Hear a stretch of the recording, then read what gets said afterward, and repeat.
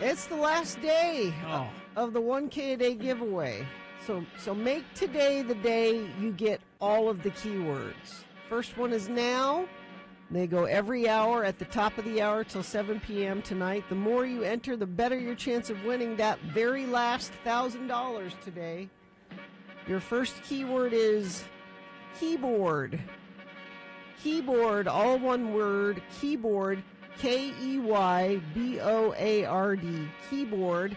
Text that to 33986 now for your chance to win 1K a day with X96, powered by Cyprus Credit Union.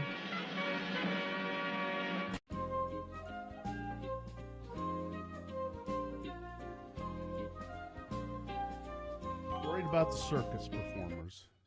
What are they going to do? Maybe they'll all be DJs in LA now. Well, I heard the Feld Entertainment family say, we're closing down the circus, 146 years, and we have 400 employees, and we are going to do our best to find jobs for them.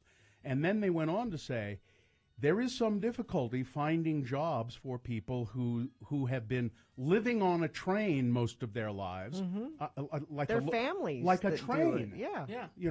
A train that travels around the country. Yeah. They live on a train. They're circus performers. This is the life they know. There's going to be some difficulty of job placement for them. So I don't know. I think maybe we should start some sort of program. If you can take in a circus performer, won't you play refugee circus performer? I don't want no circus people living next door to no, me. Now think about it. How handy it might be to have a circus performer of some sort living with you. They could climb on your roof pretty easily. Yeah, I bet. if you clean out your gutters, I bet they could do that. I bet they'd be very handy around the house. Circus performers would be they know how to do all kinds of things. They would know how to go next door and scam your neighbors out of stuff. I don't trust them. Yeah, they would know how to. I mean, if there are any, for instance, if you have neighborhood chickens, I'll bet they can steal chickens. Circus performers can do all performers kinds. can steal chickens? I think they know how to steal chickens. I think they know the best houses to get free meals. I think they know all kinds of stuff. Well, I'm glad you've been worried about this. I'm worried about them, and I want to find a solution. Where are they going to? But I did think about that. I mean, these people really have been. The Feld was one of the women, one of the daughters of the Feld family said, "We're going to try and job place, but some of these people have been living on the circus train most of their lives. Maybe they can be engineers, porters, waiters. I don't know." Conductors, brakemen. It's just weird. Not near me. Don't trust them. Nope.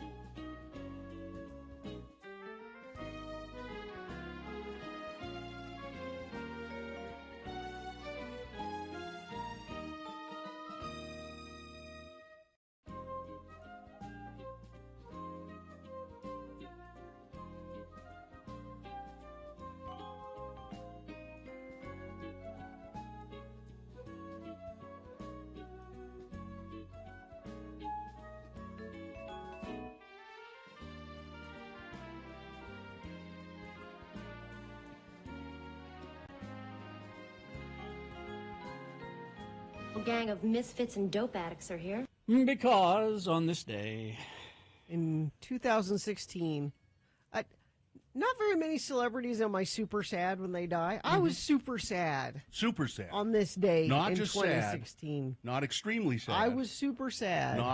Not devastated, but super sad. Prince dead in an elevator. Yeah. Well, was he going up or down? Doesn't say. Fentanyl overdose. Accidental. Thought he was taking something else. He had been having issues a week or two prior to that. But I don't think he meant to be taking fentanyl. Wasn't there a lawsuit? Didn't somebody get... Yeah, and it was confusing because a lot of the drugs found at his home were prescribed like to his bodyguard, and he was getting different pills from different sources. But like a week before, he was on a plane and was ODing on the plane, and they had to land the plane quickly. Oh yeah. So Right. I mean, I don't think it was on purpose, but maybe kind of he was being reckless with what he was doing. Well, he was taking drugs that he didn't think would kill him, but they probably shouldn't have been taken. Yeah.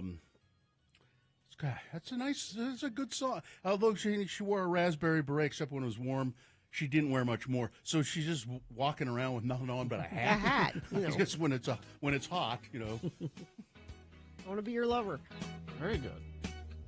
These songs are so familiar, aren't they? Ain't got no money. Wow, you almost could sing that. That was pretty good. Usually you're way off.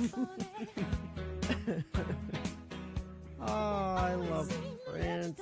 The B side of Raspberry Beret. Have you ever heard "She's Always in My Hair"? That's an odd title, isn't it? The USB side, "Always in My Hair," a very hard rock and roll number. It says. I don't know. How was your girlfriend? I like this one. Yeah. This was on that double album, wasn't Yeah. it? This is Sign of the Times. Yeah, Sign of the Times is a great song too. I think Sign of the Times. Purple Rain's his best album. Sign of the Times close second. Close second. I prefer Sign of the Times. Take care, of you. Mm.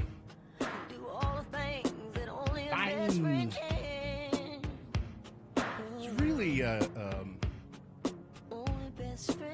distinctive sound, and yet it harkens back to all kinds of great traditions of rock and roll and blues and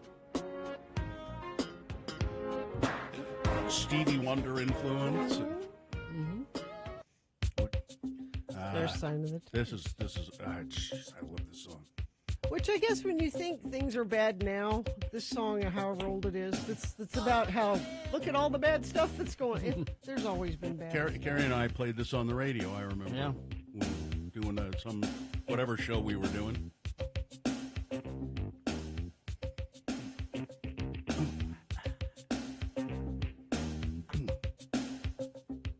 France, a skinny man died of a big disease with a little name. By chance, his girlfriend came across a needle, and soon she did the same. At home, there are 17-year-old boys, and their idea of fun is being in a gang called the Disciples, high on crack, toting a machine gun. Yeah, it's all pretty much the same.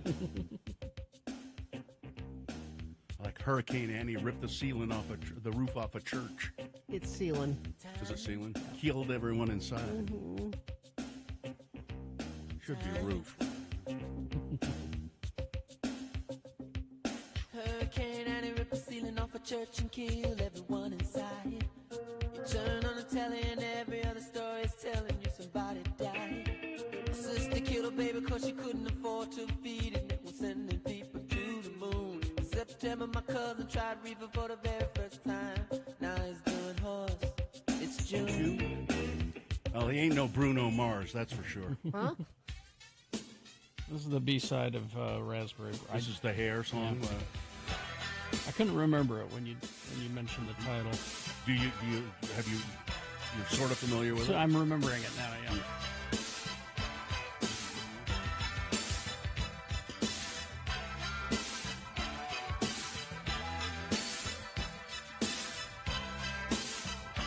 Whenever I feel like giving up, whenever my sunshine turns to rain. This is a B-side. Well, there's no bad Prince. That's the thing. I don't think There there is That's no the bad thing. You Prince. could go through the whole playlist and just go, yeah. Yeah.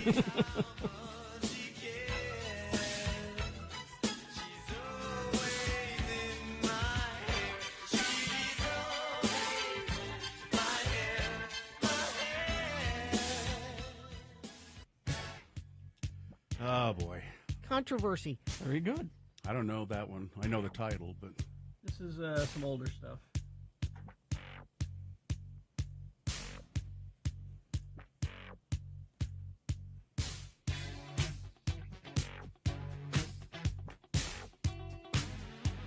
a couple of albums before he really hit.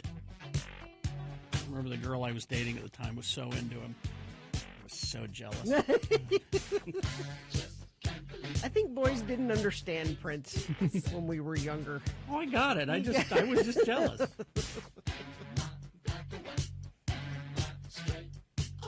I get maybe the boys you knew. I understood Prince. I understood who he was, an itty bitty guy, and he didn't give a rat's ass what you thought. No. Not a rat's ass. Our friend Sid says, I wish I would have been introduced to Prince when I was younger. Who kept Why? you from Prince, Yeah, Sid? who kept you from him? Why? So you got him now. Because you could have enjoyed Prince And there's more of your life. And there's so much. He's got so much out there. I mean, he was just constantly putting stuff out. So And there's still some to come, I believe. probably, yeah. Well, yeah, he had a bunch of stuff that he'd recorded and was just sitting in a vault. I think Jimi Hendrix is finally dried up, but it used to be. Well, Hendrix only had like 3 albums, didn't he? Well, and he was a lot younger when he Yeah, I died. think He was younger. but there was tons of material that his father controlled and kept and would release periodically. But I think that's all finished now. Are they playing together in heaven now, you think? You think there's a Prince What? Jimi Hendrix concert going on right now? And it's fun to think about. Just why don't you write a rock and roll heaven song go about there, that? Go there. Just That'll go be there great. for a minute. Yeah, no, thanks. I can't even go to heaven in my imagination. You can't? No. No. Andrew even points out, I mean, if you're looking for bad Prince, you could look at Bat Dance, but even that, No. Well, I like maybe. Bat Dance. even that's okay. Oh, I got a live one here.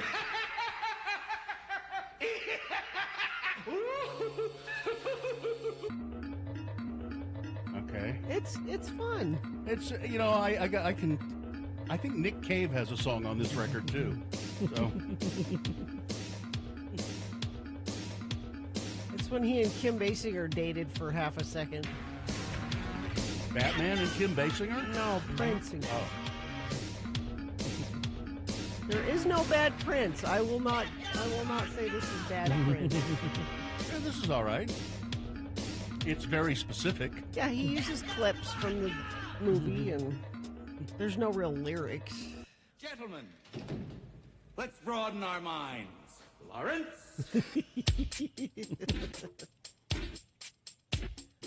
When they're in the museum, Jack Nicholson brings the boombox in, and he's dancing around.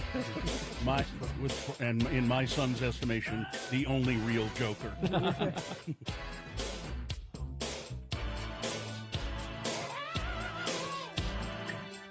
Oh, hey, the new thing in town. And It's all right. And then there's the parade song, where the Joker has a parade Yeah. and he's throwing money around. Anyway, well, that's some farting around. Yeah, I'd say. Prince farting around. Thanks for the Prince hole. All right, let's take a break and then we'll come back. And you know what we'll do when we come back?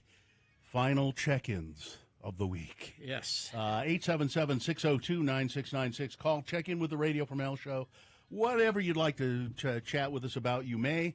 We'd always love to hear from you in the morning. 877-602-9696. You check in and it just lets us know that you're okay. And a random checker-inner will very likely get a Radio from Hell coffee mug. Mm-hmm. All right, let's get going. Gina, if you would please, Feast Box. Oh, yeah, sure. So Feastbox, I've told you about them before. They're a place you can order delicious barbecue feasts. Hawaiian barbecue, Korean barbecue, Texas barbecue. They've got some new items now available. New barbecue? Not just barbecue. They've got beef brisket, spicy Korean pork, honey garlic chicken, and new menu items, hot dogs, loaded fries. I know you guys would like those. Just for $10.95. And if you can't wait to try the food, you're in luck. They've just opened 2 new locations in Harriman and West Valley. The West Valley location is at 2682 High Commons Way. It's right next to Bank of America. And the Harriman location is 13322 South Rosecrest Road in Harriman. They're having grand opening events April 13th through the 22nd. Shirts, hats, coupons, and what you really wanted to hear, free food. You can try Feastbox out for free, and then you're going to want to order it for your family party, for your office meetings, all of that. Just go to feastbox.com for more information. You can win one. So how did your tour of the tobacco farms go, Gina? We didn't tour tobacco farms. You didn't? No. Oh. So Jonesy, my 16-year-old, is fixing to go to college, and she's very ambitious in Yes. these decisions. And I always tell people when they ask what's she like, I say, well, let's put it this way. Very young, she said, what do you want to be when you grow up? I want to be Surgeon General. Yeah. And she's pivoted a little from that. She said that when she was like 6. Yeah. She wants to work with children, young children, little kids with mental health issues. Mm-hmm. Okay. And she wants to maybe go to school in England. Now, the schools she's looking at there have very strict admissions policies. They're really hard to get into. Okay. Is it just grades? Is that the Grades is like the they're like What everybody else? has a 4.0. what else? It's specific AP classes you have to take. Mm. It's tests you have to take. That's out of my league. So it's stuff she needs to think about now if she wants to go. But you don't want to make a decision to go to out of country school without visiting the school and seeing how you feel about it. And so we had a list of places we wanted to go to, and the first place on her list was Brighton, Okay. which is a beach town. Yeah. On the southern end of England. And well, first let me say, we're so lucky to have Salt Lake International Airport here now with all of their nonstop flights that they have available now. To get on a plane here and get off in London and not have to deal with Atlanta and New York and all, it's a wonderful thing. It's a long flight. It's about 9 hours to get there. And I got up on the plane. Now, I did my Imodium before I get on the plane, like I always do, because no one wants to have an issue on a 9-hour flight. I preemptively Imodium. So I wasn't getting up to do anything other than pee.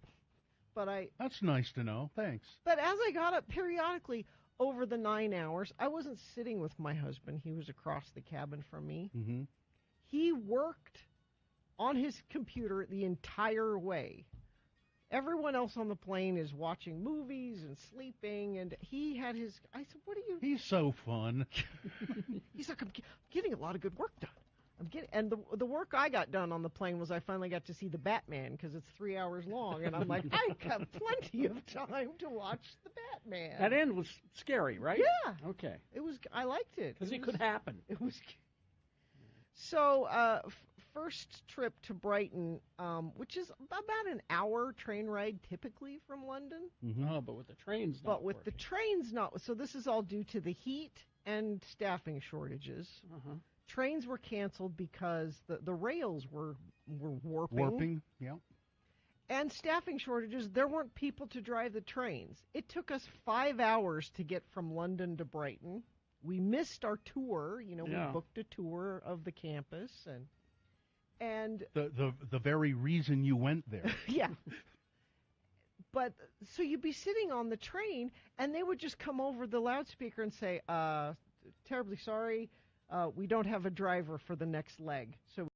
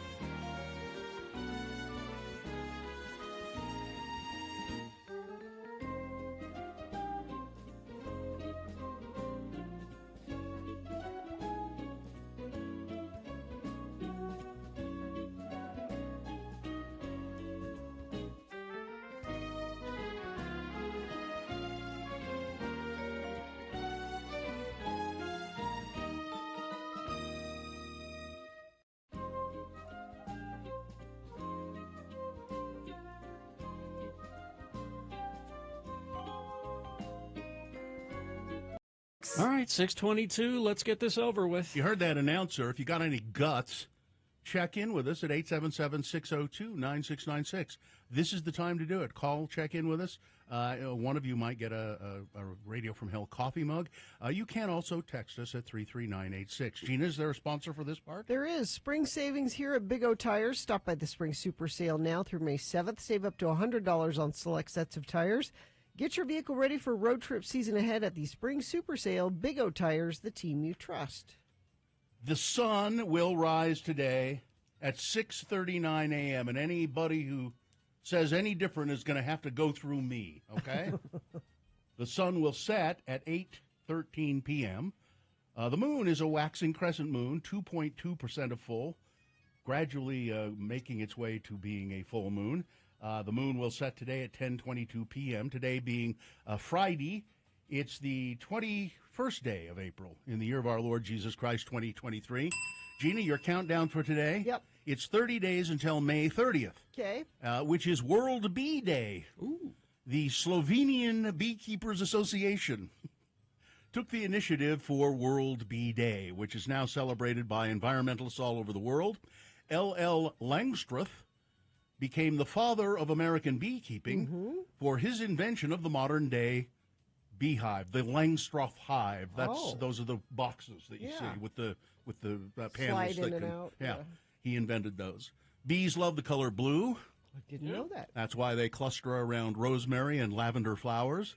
There are 20,000 varieties of bees, and according to an old Celtic tradition, when someone comes or goes, when someone is born or someone dies, it is the responsibility of someone in the family to go tell the bees. Go tell the bees.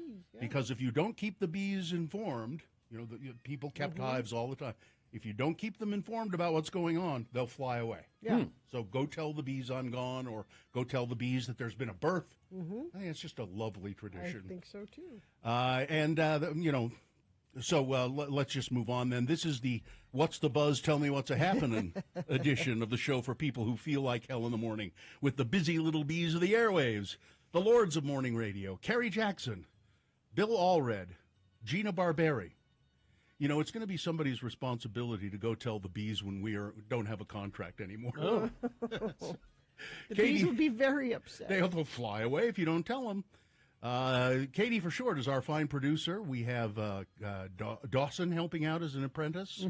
And we also have Jay, who I believe will meet our new intern, Jay, sometime later this morning. All right? Let's see, 877-602-9696, if you have a mind to check in. Nobody's daring to do it yet. A lot of text, 33986. Gumby here, saw Prince. Amazing show, Chaka Khan opened. Yes, I was there. Oh, is that A. Arlo Gumby, I think? Yes. Yeah. I got my Prince education from my superfan collector husband. When I saw Prince at USANA, he had so much aura that he didn't seem short at all. So lucky to have seen him shred guitar live. Trucker Mike checking in. Have a great and safe weekend. Johnny B checking in. AlphaCon was about a year ago. Y'all know if there's another one coming up? I hope so. No, Boy. there's not. No? No. Damn. The creator of AlphaCon is The in trouble. Is he in jail yet? I don't think he's in jail, but I think he He owes a lot of people took money. From what I he took understand. money from people Yeah. and didn't deliver what he said he was going to deliver. Let's see. Checking in, I need advice. You guys have a saying if someone, it says is being rude, but it's just the way we end conversations from people that we don't want to have conversations with, where it's, sounds great, thanks for listening. Yeah. What's a saying us regular folks can say to end a negative conversation? You can use that as well. Sure. Just look at him right in the eye and say, that sounds great. Thanks for listening, and walk away. You are welcome to use that. I know in the South they say, bless your heart. Oh, Well, bless your heart. Bless your heart. Bless your heart. Listen, I made a mistake. It was a misprint. It's 40 days until May 30th, Gina. That makes more sense. You may want. I just misprint. I didn't think it was the end of April quite yet. I hit the wrong key when I was word pressing this. Let's go to Brian. Hello, Brian. Brian, hello. Hi, guys. How are you? Good. Are you in Ogden, Brian? I am in Ogden, yeah. Yeah. What's going on? Well, I'm just cruising up to Snow Basin. It's my first year. I worked there in the parking lot, and I'm cruising up there. It's my last day, and it's a good day to have the last day. It doesn't even feel like it's springtime. Yeah. It's like, I don't know. Is it It's cold, and it it feels like it's March. is it the last day of skiing at Snow Basin, or is it just your last day? It's the last weekend. Their last day will be Sunday. Okay. So it's just my last day. So if it's seasonal work for you, if that was your winter job, what is your summer job? Well, I actually produced that I Am Ogden book several years ago. Oh, hi, Brian. I know Brian. How's it going? Good. Yeah. Anyway, I'm the only person that's in that book 3 times. My picture's in there 3 times. Oh, yeah.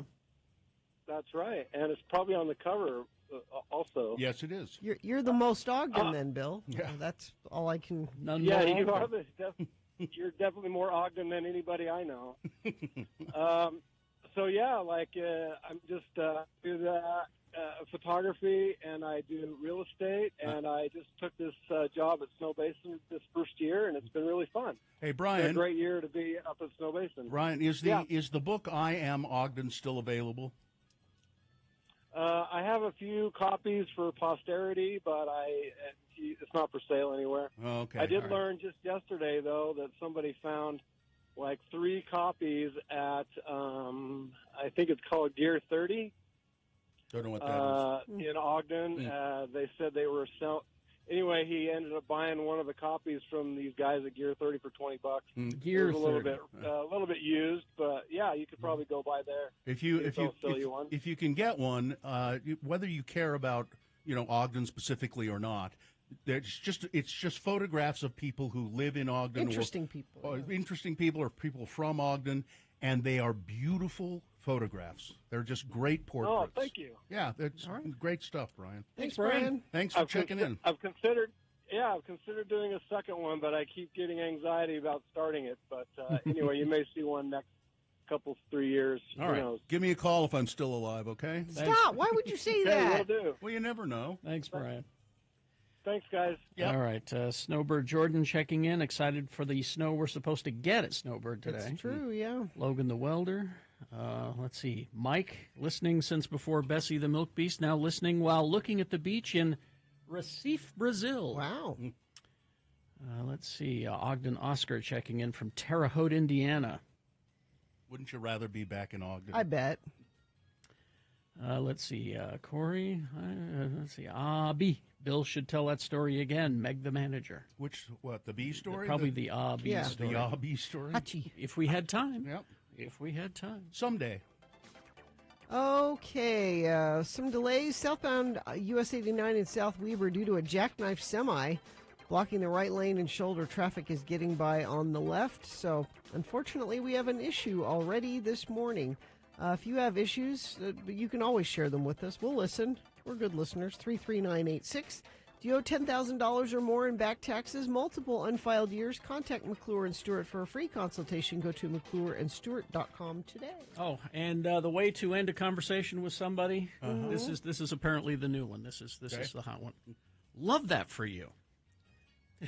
I kind of like that. And then you walk away. Yeah, love that for you. Love that for you. I just checked on Amazon. I Am Ogden, that book.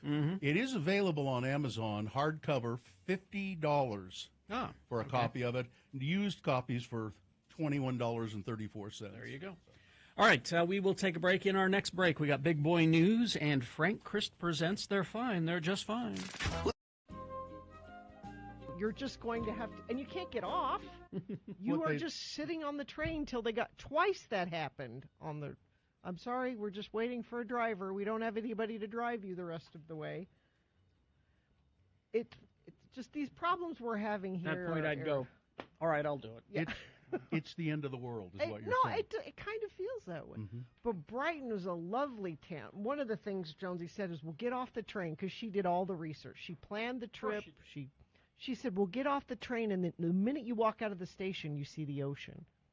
And she was right. It's a beautiful little town.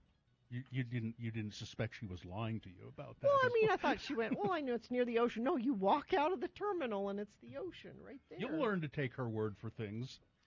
And we missed the tour, but we got a cab, and we asked the cabbie, well, can you at least take us to the campus, and we'll just walk around. So it's the University of Sussex there that we were going to look at. And our cabbie looked like Lemmy from Motorhead.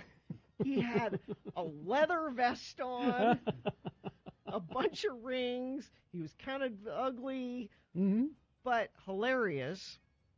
And we encountered this time after time after time. It is the biggest stereotype, and we have got to do something about this, Utah. What? So where are you from? Where are you from? Salt Lake City, Salt Lake Utah. City. Oh, Are you the Mormon? Yeah. Yeah. Well, what do It's you? the What do you expect? What? We need a new first thing to It won't happen. What's wrong with the you? only thing. So? I mean, we got to be known for something other than Well, that. the Can't we? follow-up is usually, do you ski? Yeah. And then you say no, and then they say, well, then why are you living in Utah? Yeah. You know? Or do you know the Osmonds? Somebody asked us that. Do you know the Osmonds? Wow. No, we don't know the. But so food, you think food there? Okay, and I don't know why you don't lie. Yeah. Whoa. Donnie, we're like Yeah, this. sure. So when you think of going to a place like England, you think, food. They have exotic foods from all over the world. They do. And I booked reservations at the finest places in each place we went to check out some of this fine food. Do you know the #1 restaurant in Brighton that they're proud of? I don't, Gina. Tell me. It's a Mexican restaurant. This is their exotic food. You want to get exotic, and Listen, the same thing in New York. When I lived in New York, there was no Mexican restaurant there. Yeah. There wasn't one. but they were like, we have guacamole. Like, you might not have Wow. heard of this. We have and it was pretty good. But, Gina, it is exciting for the people No, who that's- live there. Not for you. They didn't put the. You know what? Gina's coming to Brighton. Let's open a Mexican restaurant. It's not for you. We have guacamole. And a matter of fact, I don't know why you booked Mexican food in Brighton. Because I was curious because it got good reviews. So I'm like, I don't think this is a crappy Mexican restaurant. It got good. How was reviews. It was good. Okay. I mean, there's no, red iguana, but it was good. Yeah. So the next day we went to Cambridge, Yes, Cambridge. which is where Joe went to school for a time. And Cambridge is set up just like Hogwarts. Did he wear his jacket with the leather elbow patches? Well, it was a little hot Oh, for okay. that. And what I mean is, you have a house. Mm-hmm. There's Pembroke House, and there's Wesley House, and there's Gina, could I say this? Hogwarts is set up like Yeah. Cambridge. Cambridge is not set up like Hogwarts. Is there a sorting hat? Okay? But Katie, you would love this. You would. Mm-hmm. But each little college, there's like 36 of them is contained in all of Cambridge. So you apply to Cambridge, and they sort you into a house. They put you. They let girls in now? Yeah. Yes. Okay. Yes. So but the other school she was interested in is Oxford, but you can't apply to both. You can't? No. Why not? So if you want to go to school at most of the schools in UK, you have to apply through this one vehicle. Mm-hmm. And that vehicle says you got to pick. Mm-hmm. Are you a Cambridge person or are you an Oxford person? Sure. So you went with Oxford because she's a legacy because of Dad, No, right? No, Cambridge. Cambridge. I mean, Cambridge. sorry, Cambridge. So And they have a great football team. Yeah, that. So that's part of the consideration for going there. Now, we did other things besides go to visit colleges. We did a bike tour of London. You did not. Did too. You didn't. It was like a 3-hour. Well, of course, my sister set it up. I would have Of never course. set that up. And she doesn't know you. So You didn't have to do it. It was a great way to do it. We saw a lot more than we would have seen just walking around. Oh, Nick Cave lives in Brighton, somebody says. That's right. Oh, does he? Yeah, you should have gone to see him. The beach there is. I'm Mr. Cave. It's pebbles. It's not sand. It's one of those Yeah. pebble beaches. Well, riding a bike around London, one good thing is there are really no hills. No, yeah, it's totally just flat. Totally flat. So, but it was hot. Yeah. It was hot, but we didn't do it on the hottest day. It was hot at the beginning of the trip. We Was did the bike tour led? It was a tour that was led by somebody. Yes. And, Her name was Xena. Yes, like Warrior Princess. And was it an e-bike? No, Oh, no. I pedaled. See, again, your sister doesn't know you. And the bike tour was great. You know, it takes you to all the hot spots. Here's Parliament. Took us to, yeah. And she even said, she's like, everybody claims this is the oldest pub in London, but this one was from like 1693. But the end of the tour, the bike tour, was we're going to go tag a decommissioned underground tunnel, like for the tube. It's decommissioned, and Banksy and a bunch of people, when they decommissioned it, he brought a bunch of his artist friends, and they went in and did these murals in this tunnel. Well, now it's open to the public, and anybody can go in and spray. And I sent Katie some of these pictures. I don't know if she can put up some, but you could go spray paint. There we go. Muhammad tagging the underground tunnel there, which this was the highlight of the trip for him, was being able to spray paint on the wall of the tunnel. Did you go to the Globe Theater? We did not go to the Globe Theater. That was not part of the tour. But we went to the COVID Wall. What's COVID that? wall. It is a wall out in front of Parliament. If you go to x96.com/live, there is a heart painted on the wall for everybody in UK that died of COVID. And there's a team, and you can't really see the back of her vest. It says something like COVID Memorial Team. They come every day to add hearts. Still, 2.5 years, 3 years in, they're adding hearts every day.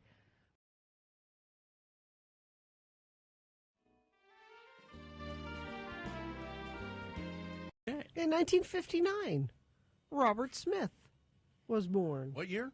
59. 59. Okay. The Cure. Screw. You don't hear that one all the time. No. All right. Big boy news. And, hang on. What? Frank Christ presents They're Fine, They're Just Fine. Coming up after the big boy news and Opinioendo. Give you 4 celebrity names. 3 of them are fine. 1 of them is dead. Pick the dead one correctly. You will win. You will win Fall Out Boy tickets. Fall Out Boy tickets. We'll do that in about 10 minutes, so line up when you wanna. 877-602-9696. Big boy news and Opinioendo now brought to you by Darren from the Stateroom, forgive me if I get this wrong. I think I figured it out. The Stateroom presents, bringing you live music memories. Don't miss Haley Hendricks. It's spelled really weird, though. HEYNDERICKX. Wouldn't that be Hendricks? I think so. Wednesday, April 26th at the Stateroom. Get tickets and the full lineup at thestateroompresents.com.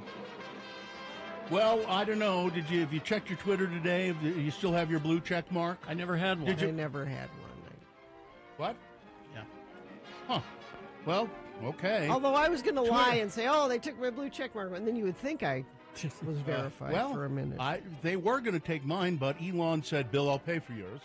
So he paid for some people's. Twitter began removing blue checkmark icons from the profiles of thousands of celebrities, politicians, and journalists on Thursday in one of the most visible indicators of how Mr. Musk is changing the company.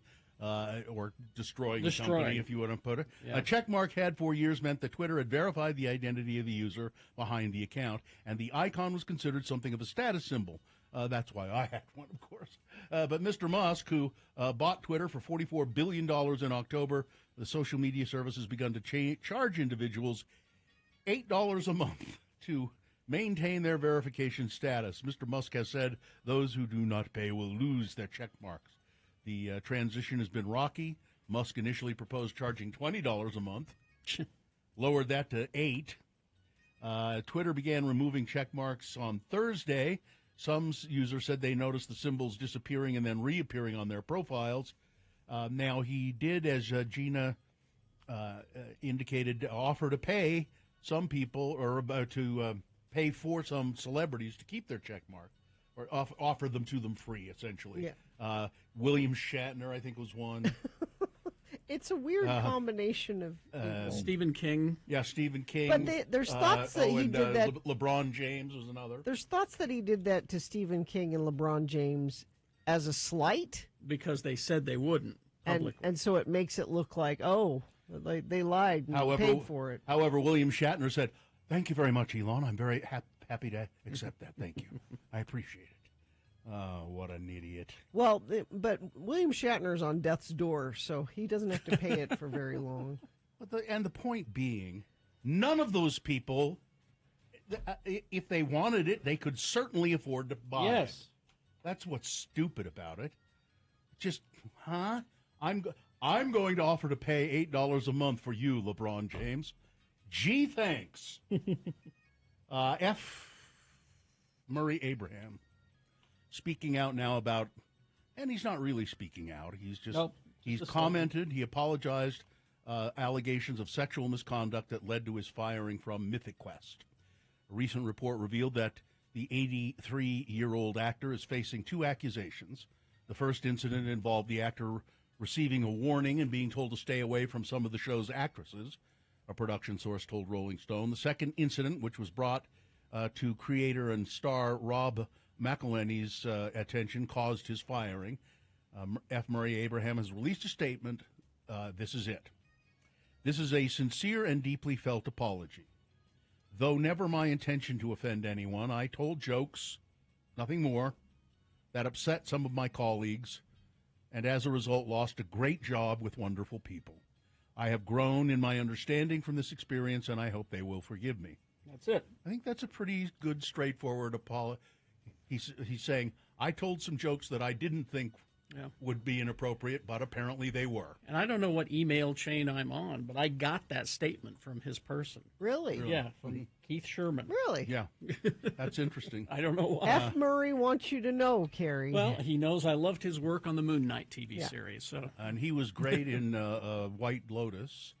And he's in this new HBO thing that looks interesting to me about the Watergate plumbers.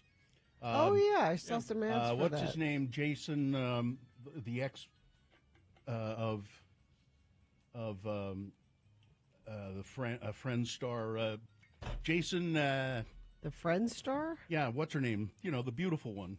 Huh? Come on. Friends, the TV show? Yes. Jennifer Aniston? Yeah, who's her ex-husband? Jason Thoreau. Justin Thoreau. Justin Thoreau. There we go. He's G. Gordon Liddy, I think. Yeah, he's playing G. Gordon Liddy, and he looks great. And I think it's going to focus a lot on G. Gordon Liddy, who, as some of you may know, longtime listeners of the show, I mean, he was a reprehensible human being. Horrible. But I grew to really just love listening to him on the radio because he was just so outrageous. Mrs. Liddy, who's built like a lowland gorilla. Well, I think, did Gordon die? oh, yeah. Yeah. A while ago. Yeah, And you had a cat named G. Gordon Liddy. I did. And I had another one named Rush Limbaugh. Utah healthcare providers are being told to get rid of any of the original COVID-19 vaccine doses from Pfizer and Moderna that they still have in stock, following the federal government's decision to switch to a newer formulation. Everybody that has any monovalent vaccine needs to take that off the shelves and dispose of it because it's no longer recommended, said Rich Lakin, Utah Department of Health and Human Services immunization director. The advisory comes after the Food and Drug Administration and the Centers for Disease Control and Prevention determined this week that only bivalent COVID-19 vaccines are authorized for use in the United States. The federal agencies also approved allowing additional updated COVID-19 booster shots for anyone 65 and older if it's been at least 4 months since their last updated dose. And Dr. Cobble mentioned that to us on Wednesday, and I thought, well, okay, I'll go get a booster. And I contacted the pharmacy. This is what the pharmacy replied. It has one more step in the approval process, but we have ordered it. We believe it should be fully approved in about a week or two. Okay. You should hear it all over the news when it's approved. I was tempted to text back to them, I am the news, but I didn't. Just It's Utah's most trusted newsman. That's right me. there. Just to be kind of an arrogant turd about the whole thing. Let's see. So anyway, if you are looking for that booster, at least according to my pharmacy, it'll be a week or two before it's around and you can get it. I'm curious as I assume insurance will pay for it as it always has. Yeah. A man was arrested after shooting 2 people with a BB gun and attempting to kill one with a knife near the Lehigh Farmers Market Thursday afternoon. Wow. Mason Reese Wright was booked into jail for 1 count of attempted murder, 2 counts of aggravated assault, possession of a dangerous weapon, and intoxication. Police responded after 1:30 p.m. after receiving reports of a man shot in the face with a BB gun. Yeah. Where they later also received reports of the suspect holding a knife to the back of another woman. It was during that time the police arrived at the scene, and it was learned that Wright had shot a man and a woman with a BB gun before threatening and chasing the woman with a knife. It was believed that Wright had stayed with the man and the woman for several days before the incident. Police took Wright into custody and took him into the jail. The Lehigh Farmers Market, it just popped into my mind, and I had this story earlier in the week, and it got misplaced or something, about the Lehigh Farmers Market and a guy wearing an Elmo costume. Oh, yeah. Who was part of the Lehigh Farmers Market. He was there every week in I think it was an Elmo costume. I'm just doing this from memory. And it turns out he's a registered sex offender. Oh. Not supposed to have that kind of job. And apparently whoever was running the Lehigh Farmers Market didn't do the required background checks on that guy. Simple Google. Sports, weather, traffic. So Salt Lake Bees, they're in this losing streak against the Reno Aces. Come on, guys, you got a couple more chances to beat them. One of them is today. 6:30 will be that game. They also play Saturday and Sunday. RSL, their schedule is they play San Jose tomorrow at 7:30. Is that away or here? I believe that is a here game. Weather. So we heard from a friend of the program saying they're excited that they're going to get more snow up at Snowbird. It's true. They're going to get more. And it could see rain/snow down here in the valleys, depending on where you are. A little bit warmer than it was yesterday. 50 for a high today. It's 43 right now. Tomorrow, mostly sunny, 54 for a high. Sunday will be back up in the 60s. And then things cool down again and more showers Monday, Tuesday to start your week next week. Traffic. So we had that jackknifed semi southbound US 89 near the on-ramp from South Weber. Right lane and shoulder are blocked. That's going to be an issue for quite a while. Vehicles on its side at the intersection of 31st South, 32nd West in West Valley. There's delays all directions due to that accident. And let me check our message stream. Nothing being reported there, but you can report if you like. If you see something out on the road you think friends of the program need to know about, you can text us 33986. Oh, that's not Frank Christmas. No, maybe Frank has changed. He wants a bigger entrance. Is that what that was? Frank, are you there? I can't see you. I can't see. Oh, my God, there you are. Oh, that scared me. Woo! You know, Sorry about that. It could be sometime, Frank, that you have a fill-in that would have different music to come. Would have different music? Huh? Sure. No, to I don't come know why. No? Why would a temp had to? Oh, I don't know. If this is isn't Reaper music, oh, isn't it? okay. Sure. All Reapers have the same walk-in music? I think. Well, it's the organ, it's the funeral dirge. Yeah. It's the, Okay. Yeah, it's nothing peppy, that's for sure. Oh, no. Frank Christ is a Grim Reaper. He's here. He comes here every weekday on his electric scooter, being the environmentally conscious Grim Reaper that he is. He comes here and we play a game with him. It's called Frank Christ Presents. They're fine. They're just fine. You see, Frank is a specialist in reaping. He reaps the souls of precious celebrities. And that's ironic because I love our precious celebrities. doesn't want to do it. I assume, though, you try to make their ride into the underworld as comfortable as possible. Well, I do what I can. You Right. know, usually I'm supposed Snacks? Give them snacks of any to kind? bottle of water. I'm like an Uber. Oh, I see. I see. Frank he reaps the souls of celebrities, and we play the game called Frank Chris Presents They're Fine, They're Just Fine.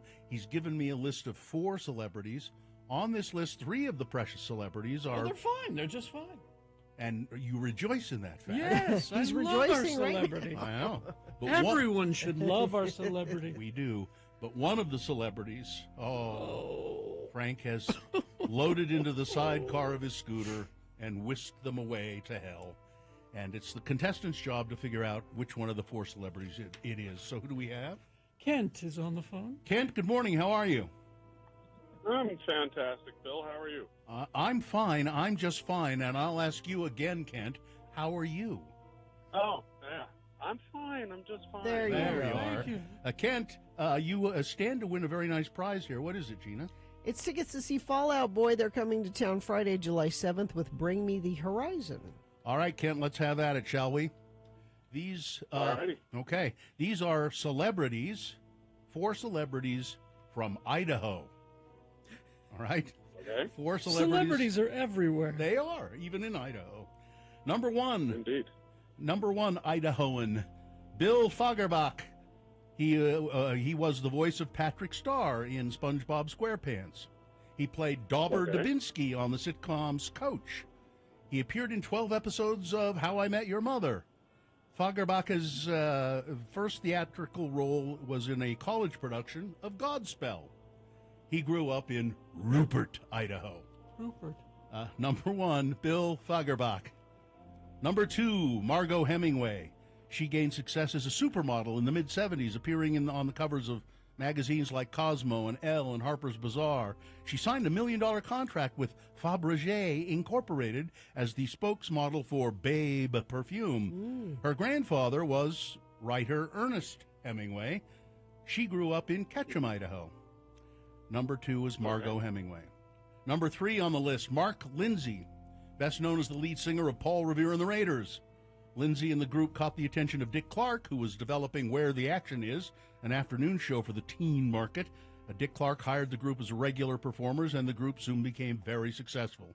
Mark Lindsay also had a solid solo career, his biggest hit, Indian Reservation. Mark Lindsay grew up in Caldwell, Idaho. And number 4 on this list is Sherry Jackson.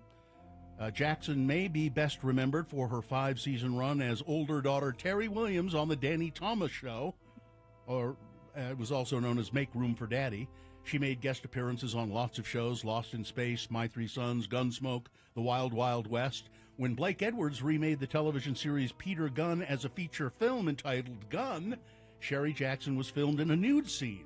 That appeared only in the international version, not the U.S. release. Stills of the nude scene do appear in Playboy magazine, however. Sherry Jackson grew up in Wendell, Idaho. So there are the 4 Idahoans. Which one is no longer with us, Kent? I think it's the first one. Bill Fagerbach? No, sorry.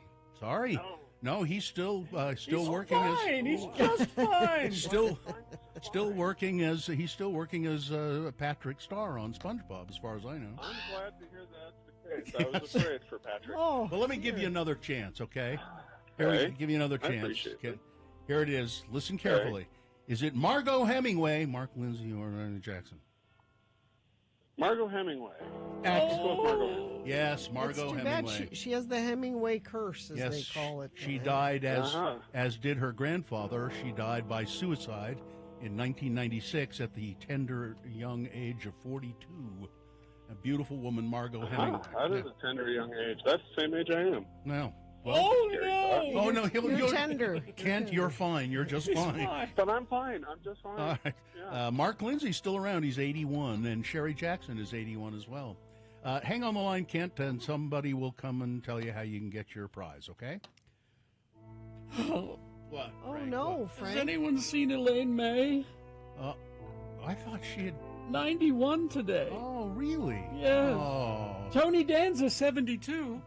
Hold me Well. closer, Tony Danza. Oh, yeah, he's fine. No. All right, well, we'll have a good weekend. You too, Frank. Bye, Frank. I hope I'm not busy this weekend. me too. Goodbye, everybody. Goodbye. Goodbye. So long. Why do I always wave? Nobody... All right, we'll take a break. We'll be back.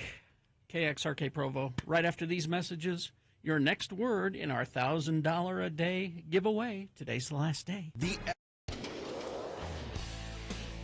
So you may have heard yesterday me talk about I got bit by something over the weekend, and I shared it with you yesterday. It was on your ankle. It was on my ankle, and I sent some pictures to Katie. I don't know if she can put those up, but if you follow me on Twitter at RFHGina, you can watch the progression of the injury. It got ugly. It got really ugly. Yeah, so yesterday it was like a little, I don't know. It's just a blister. A blister. And I actually showed it to our good friend Dr. Cobble, and he said, yeah, you should be all right. You could just, pop it, put some Neosporin on it, cover it with a bandage. You're probably all right, which I did. Yeah. I was brave. I got hydrogen peroxide. I got Neosporin. I did the whole thing, and I covered it with a bandage, and I said, well, I'll check it later. But it hurt, like throbbing pain. Yeah, that's a bad sign. So a couple hours later, I took it off, and it had gotten much worse, which I posted a picture of that on my Twitter as well. And it was oozy and a weird color, and it hurt. And so after much discussion and tweeting about it, because that's what you should really do, is tweet about it. I talked to my husband about it, and he said, I think you probably should go to the Instacare. This has gotten worse, not better. Let me know how it goes, babe. Yeah. You need a ride home? I was a little nervous to go to the Instacare. So I went to the one on 4th South. And, Bill, is that the one where you went to get your COVID test? No, that was in a parking lot at a church. Yeah, this was. But they do a lot of COVID testing there. But it was closed. So all the COVID tents were there, but it was closed, which is weird. 9th East? 4th South, and right there. And so I go into the Instacare, and there's nobody there. And I'm thinking, gosh, is it closed? Nope, there was a lady. What time of the day was this? Yesterday. What time of the day? Oh, like 5 o'clock. And they checked me in and said, go wait over there. And I said, okay, this is so fun. Because I was nervous about going. And while I was sitting there waiting, these 5 girls come in together. They all had masks on. And one of them goes up to the counter and she says, yes, I think I have a fever and I'm having a hard time breathing. And, she's listing all the COVID symptoms. I'm like, awesome. Now I'm in a waiting room with her. But why are these 4 other girls with her? You needed an entourage to and they're not supposed to do that. They're supposed to go to the stations outside. Yeah. Well, they were closed. Oh. The stations outside were closed. But why do we need all these people in here? But they took me back, and I said, can you tell what this is that bit me by looking at it? And the doctor said, it's infected now. I can't tell what it was.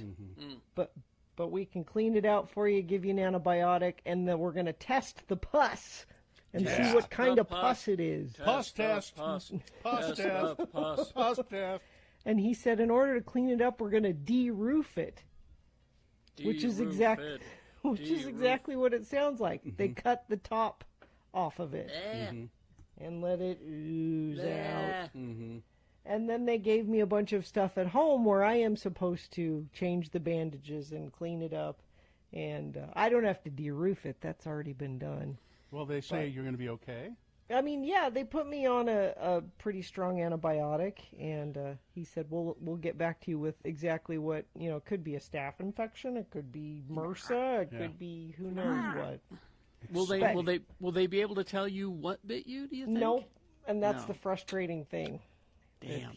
he said I- it's, Yeah, that's the big question. I'm looking here. It says de-roof. The definition of de-roof is to remove the top from a building. So I. that's how No. big the pustule got. It was the size of Yeah. a building. No, it also means to remove tissue from a wound. It Yeah. did look big, and it did look ooey It was gooey. so gross. It was dripping at one Yes. point. I thought I Yeah. saw. Yep. Oh, here's the question: if you're taking the antibiotic, can you have wine? Are you saying you there's a ask? chance I can't have wine? Yeah, there's a Of chance course, that yeah. because sometimes they say with some medications. Oh man. That's just those doctors that don't want you to drink. Yeah. I mean, I didn't last night. Well, because I'm taking so much. It's 3 of these antibiotics 3 times a day.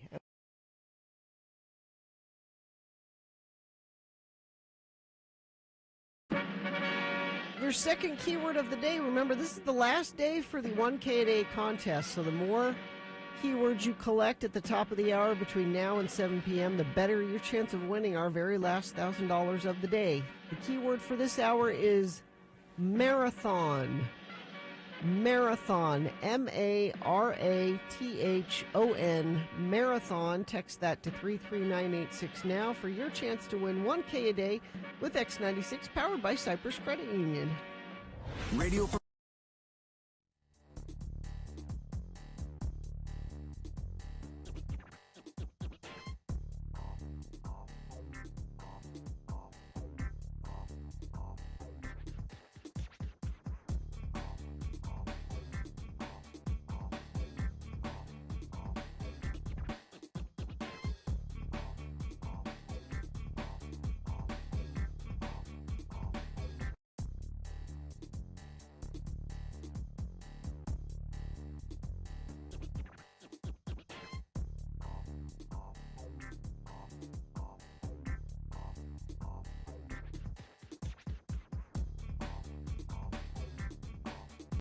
Magic the Gathering set March of the Machine releases this week, featuring booster packs, booster boxes, bundles, decks, and singles, all available Friday, April 21st. Pre-order the products you want by visiting HasterGames.com. Well. He's sauntered into the studio looking reporterly. Sean Patrick Means. He's here. It says press right on his lanyard. I can see it. It does. I dress better when I'm reporting. Well, then you are now. Okay. Sean is. Do you have one of those hats that has press? I always like. I used to. When I was in high school, I had a fedora. Yeah. Yeah. Sean is the culture editor of the Salt Lake Tribune. He's also a movie reviewer. You can find Sean's movie reviews at moviecricket.net and his invisible hand at sltrib.com. What movies do we have this week, Mr. Means? Well, first off, they did not screen Evil Dead Rise for critics. Which is too bad. Yep, it is. I mean, and you know, it wouldn't be the same without Bruce Campbell up on stage telling hecklers to do anatomically impossible things, which is what he did at South by Southwest when the movie premiered. There was one guy who was looking for attention, and Yes, and he got it. Bruce let him have it. Was it well received at? Well, by that group, yes, but mostly because Bruce was there, and they felt obligated. So you're on your own there. They did screen Beau is Afraid. I'm not sure why exactly. I saw a preview for that last night, and I thought, "What the hell is this?" I spent 3 hours watching it, and I went, 3 "What the hell is hours? this?" From what I understand, that there was a lot of silence after the movie. There was. Your critic there, Rebecca Frost. Rebecca Frost. She loved it. She loved it. Yes. Of course, now Rebecca's tastes are It's got a 73 on Rotten Tomatoes, so That's pretty good. So she's more in the majority than she lets on. She was definitely in the minority amongst our crowd. Joaquin Phoenix, in just the clip I saw, looked incredible. I mean, he just looked. Yeah, he was in it. This is possibly the weirdest thing I've ever seen Joaquin Phoenix do, and I am not. That is saying and I am not forgetting that terrible fake documentary he did with Casey Affleck that one time. Really? That was weird. which included that appearance on Letterman where he was all creepy. Yeah. So what is this? Okay, so Joaquin Phoenix plays Beau. He lives in a big city where the apocalypse seems to be happening right out front of his street, and he's trying to catch a flight to see his mom. And when he misses the flight, he calls his mom, and the UPS guy answers mom's phone and says that mom is dead. She got her head taken out by a falling chandelier. Oh. That's sad. Like you do. So he's rushing out of his apartment, immediately gets stabbed and hit by a delivery van because, crazy things happen. He wakes. Did I mention this is supposed to be a comedy? What? No, you didn't. And it's directed by Ari Aster, who did Hereditary and Midsommar. So which are a couple of pretty good movies. Mm-hmm. Well, Rebecca loves Midsommar, and it is 3 hours long. Bo wakes up in suburbia with a couple played by Nathan Lane and Amy Ryan, who are taking care of his wounds. But when he does get to use the phone, he calls his mom's lawyer, and who berates him for not getting there sooner, and they've delayed the funeral because of that. And so he's racked with guilt. He's racked with everything, but he talks to his therapist, and it's all about mom, of course, because Freud. And he keeps moving, and each episode of the journey is just weirder and weirder. There's even a segment that's done in animation, which actually is the one beautiful thing in this willfully ugly movie. Okay. I did not like this. Okay. I'm surprised you gave it 1. I gave it 1 star, mostly for that little animation segment. And I mean, it's it's competently made. It's in focus and everything. 1 star. It's playing everywhere. I just look at L.A. Times says if you just watched Ari Aster's new horror comedy Beau is Afraid, you probably have a few questions. Yes. All right. You're mostly questioning your life choices at that point. Let's move on to Guy Ritchie's The Covenant. Yes, you have to say that. Right? We have to say his name in the title. They told us before the movie. It is Guy Ritchie's The Covenant. It says so up on the screen. Well, there are other covenants. Apparently so. This is a very conventional war movie. The lead performances are the reason that it's worthwhile. Jake Gyllenhaal and Dar Salim, who's a Iraqi-born Danish actor. Afghanistan 2018, you've got an army unit that needs an interpreter. And so the unit's leader, the top sergeant, played by Jake Gyllenhaal, picks this one guy, Ahmed, played by Dar Salim. The relationship between the two is rocky at first. Salim doesn't play around by the rules most interpreters follow. He gets gets into it a little when he's sort of takes more initiative.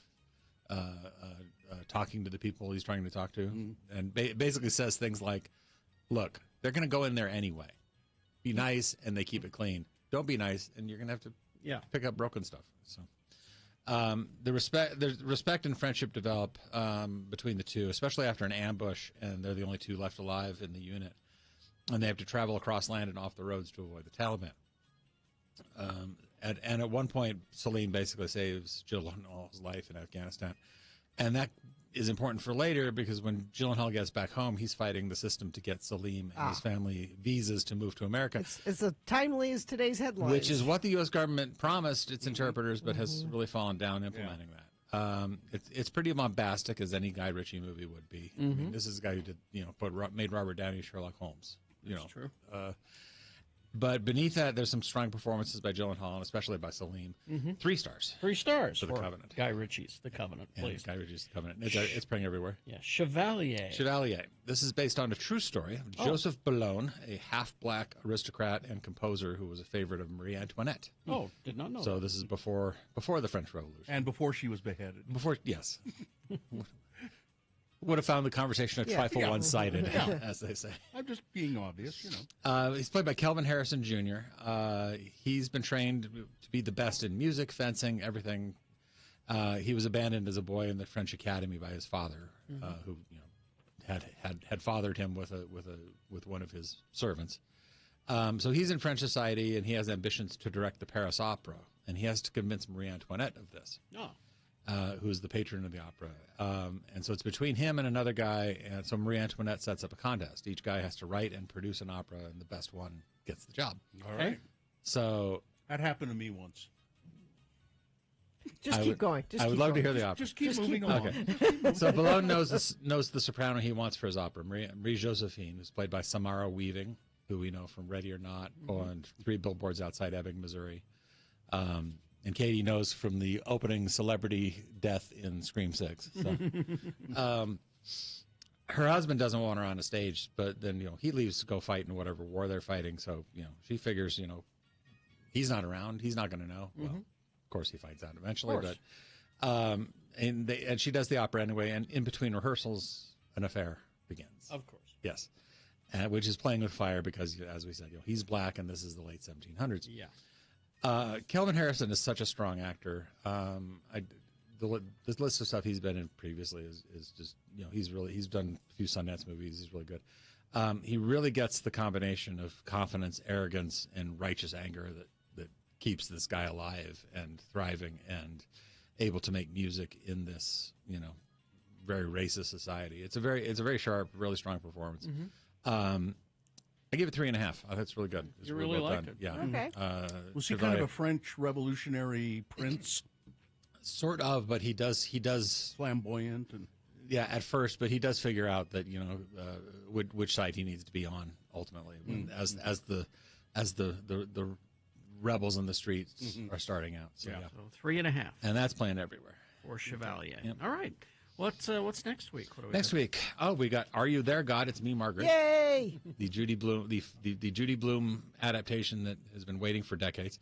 We also have "Showing Up," which is a really nice comedy about an artist getting nervous as she's finishing her next show, starring Michelle Williams and Hong Chow. Okay. It's really good. And "Polite Society," which was at Sundance.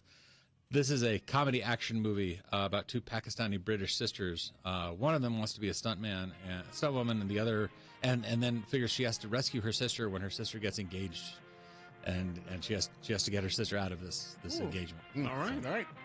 All right. Thank you, Sounds Sean good. Means. Moviecricket.net, sltrib.com. Thanks for being here. Thank you. I haven't had a report on this in about the last 45 minutes, but I'm guessing it's still an issue, this jackknife semi southbound US 89 in South Weber. If you're in that area and can let me know if it's still causing problems or maybe things are moving better, text it to us, 33986.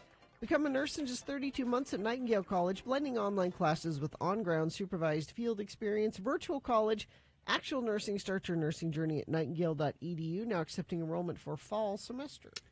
Boners? Yes, boner candidates coming up. Here's number 1. When you got to go, you got to go. Number 2, he believes that you should stick with what you know, or he was just trying to get it right, one or the other. And boner candidate number 3, is anyone surprised by this? Boner of the day, big boy news, all coming up. Stand by. You can win one. Have another drink, it'll make you feel better. Have another drink and you feel alright. If you feel down and you're under the weather, have another drink and you feel alright. Yes, Jimmy Santangelo is here. We call him Jimmy the Wine Guy, but he's an expert on spirits and wines and cigars and hospitality in general. All the good things. Yes, All the good things that make us all happy. And you can find out all kinds of great information at Jimmy's website, wineacademyofutah.com. Good morning, Mr. Santangelo. Good morning. What wonderful beverage have you brought for us to imbibe this fine morning? We have Truly Vodka here. These are great vodkas.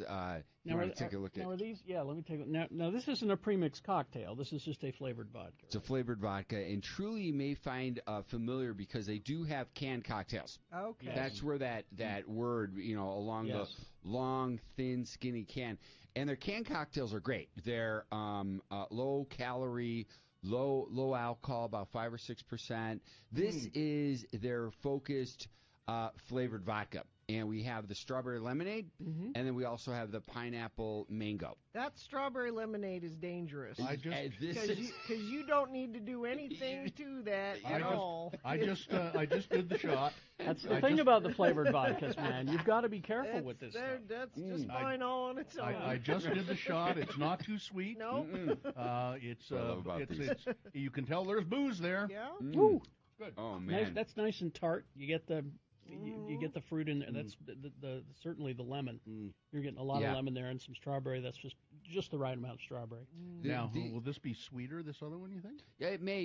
That pineapple will come through. That roundness of it. But these are really well balanced, as Carrie mentioned. The tartness offsets the sweetness of the strawberry. The pineapple and mango is really quite good, really emphasizing if you wanted more of rather than a rum-based tiki drink, you could have this as something. Yes. These are great just as spritzers. I was toying around with them yesterday when assessing them for the first time. and when you said dangerous, these are dangerously delicious. No, that's what I mean. 'Cause Yeah. this is. I could drink a lot of this strawberry one. Go on, have another snort. Yeah. Have another snort. Oh yeah. Oh, Have another Speaking snort. speaking great of about these. snort, Yes. I'm gonna have a snort of this. I'm gonna have a snort of well, this. actually, snort is not appropriate for this, and I'll tell you why. Okay. A snort of whiskey is referring to cheap rot gut whiskey. Like, this is awful. I just have to get it in quick because Okay. it's not meant for booze that tastes good. So Okay. if you use the term, I just need a snort of whiskey, that means you don't care how it tastes. It just Would you look up one other thing for me then? Sure. So that's snort, and that's good to know. Yeah. Snootful. a snootful. I really want to get a snootful. Okay. Yes. Now I Snort. can't. Here's the thing about these two. I can't pick a favorite. I like the Yeah. lemonade one better. Much Yeah. better. I mean, I'm they're with both ya. delicious. The pineapple mango is delicious. The lemonade is got its, These are 30% alcohol by volume, so it's a little lower. Usually vodkas and primary spirits are a little higher at 40% or more. They have pure cane sugar in there for the offset of the sweetness, and then fruit concentrate. So I mean, this is as we've featured some flavored vodkas on the show before. These are pretty solid. These are very really solid. good. I I'm think not- these might be my favorite. You know, I'm not a flavored vodka drinker, but when I do, I'll go for truly flavored vodka. I was going to say, because this there's a is- lot of those flavored vodkas out there that are just, they put Chemical they tasting. put the chemical and the Yeah, syrup in no, there. this tastes Yeah. like a strawberry was just hanging out in there for a while. Just It's delicious. really solid. So a tall glass with ice. Tall glass with ice. I think a nice big wine glass, some ice. This, a few ounces of this, and some soda water or sparkling wine. You want to make a add a little spritzer. fresh fruit to it at all? You could. I mean, Oh. this is just so playful. This is a great when the girls come together for brunch. This Yeah. is a book club. This is This is easy to with go. it's sparkling wine. This would mix Yeah. nicely with it. I know. That'd be a good brunch. Yeah, That would be. this would be. This is a lot of fun. And what's nice about it is that truly they initiated their start in the canned cocktail world for the spritzers. Now they're moving into saying, look, this is more of the concentrate. This is the flavors that we had, and now you can play around with it on your own. It's delicious. Bill, a snootful Yeah. is as much liquor as one can possibly take. Enough alcohol to cause drunkenness. So you get a snootful. A snootful. And the larger your nose, the big Probably. the better. The more you It's can. capital letters, snoot. Yeah. To you, Snootful. sir. So Wine Academy of Utah, Jimmy Santangelo. These are really good. Events coming up. What do you got going? So we're at next Thursday on the 19th at Tracy Aviary. We do our Wine Takes Flight.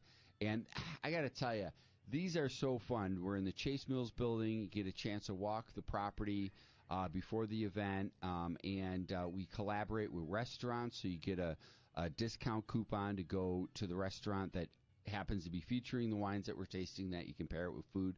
We have Beehive Cheese collaborating with this as well, where we get a little nibbles of their cheese. And then, of course, Vinelore, our wine broker, locally owned, we're pulling wines from their portfolio. So this is a very collaborative effort. We always, this is a very robust tasting. I got about 8 tickets yet to be sold, so please get out there. I want to sell this event out. It's Thursday, 6 o'clock, Tracy Aviary. All right. Just go to wineacademyofutah.com. You can buy your tickets right there. Yep.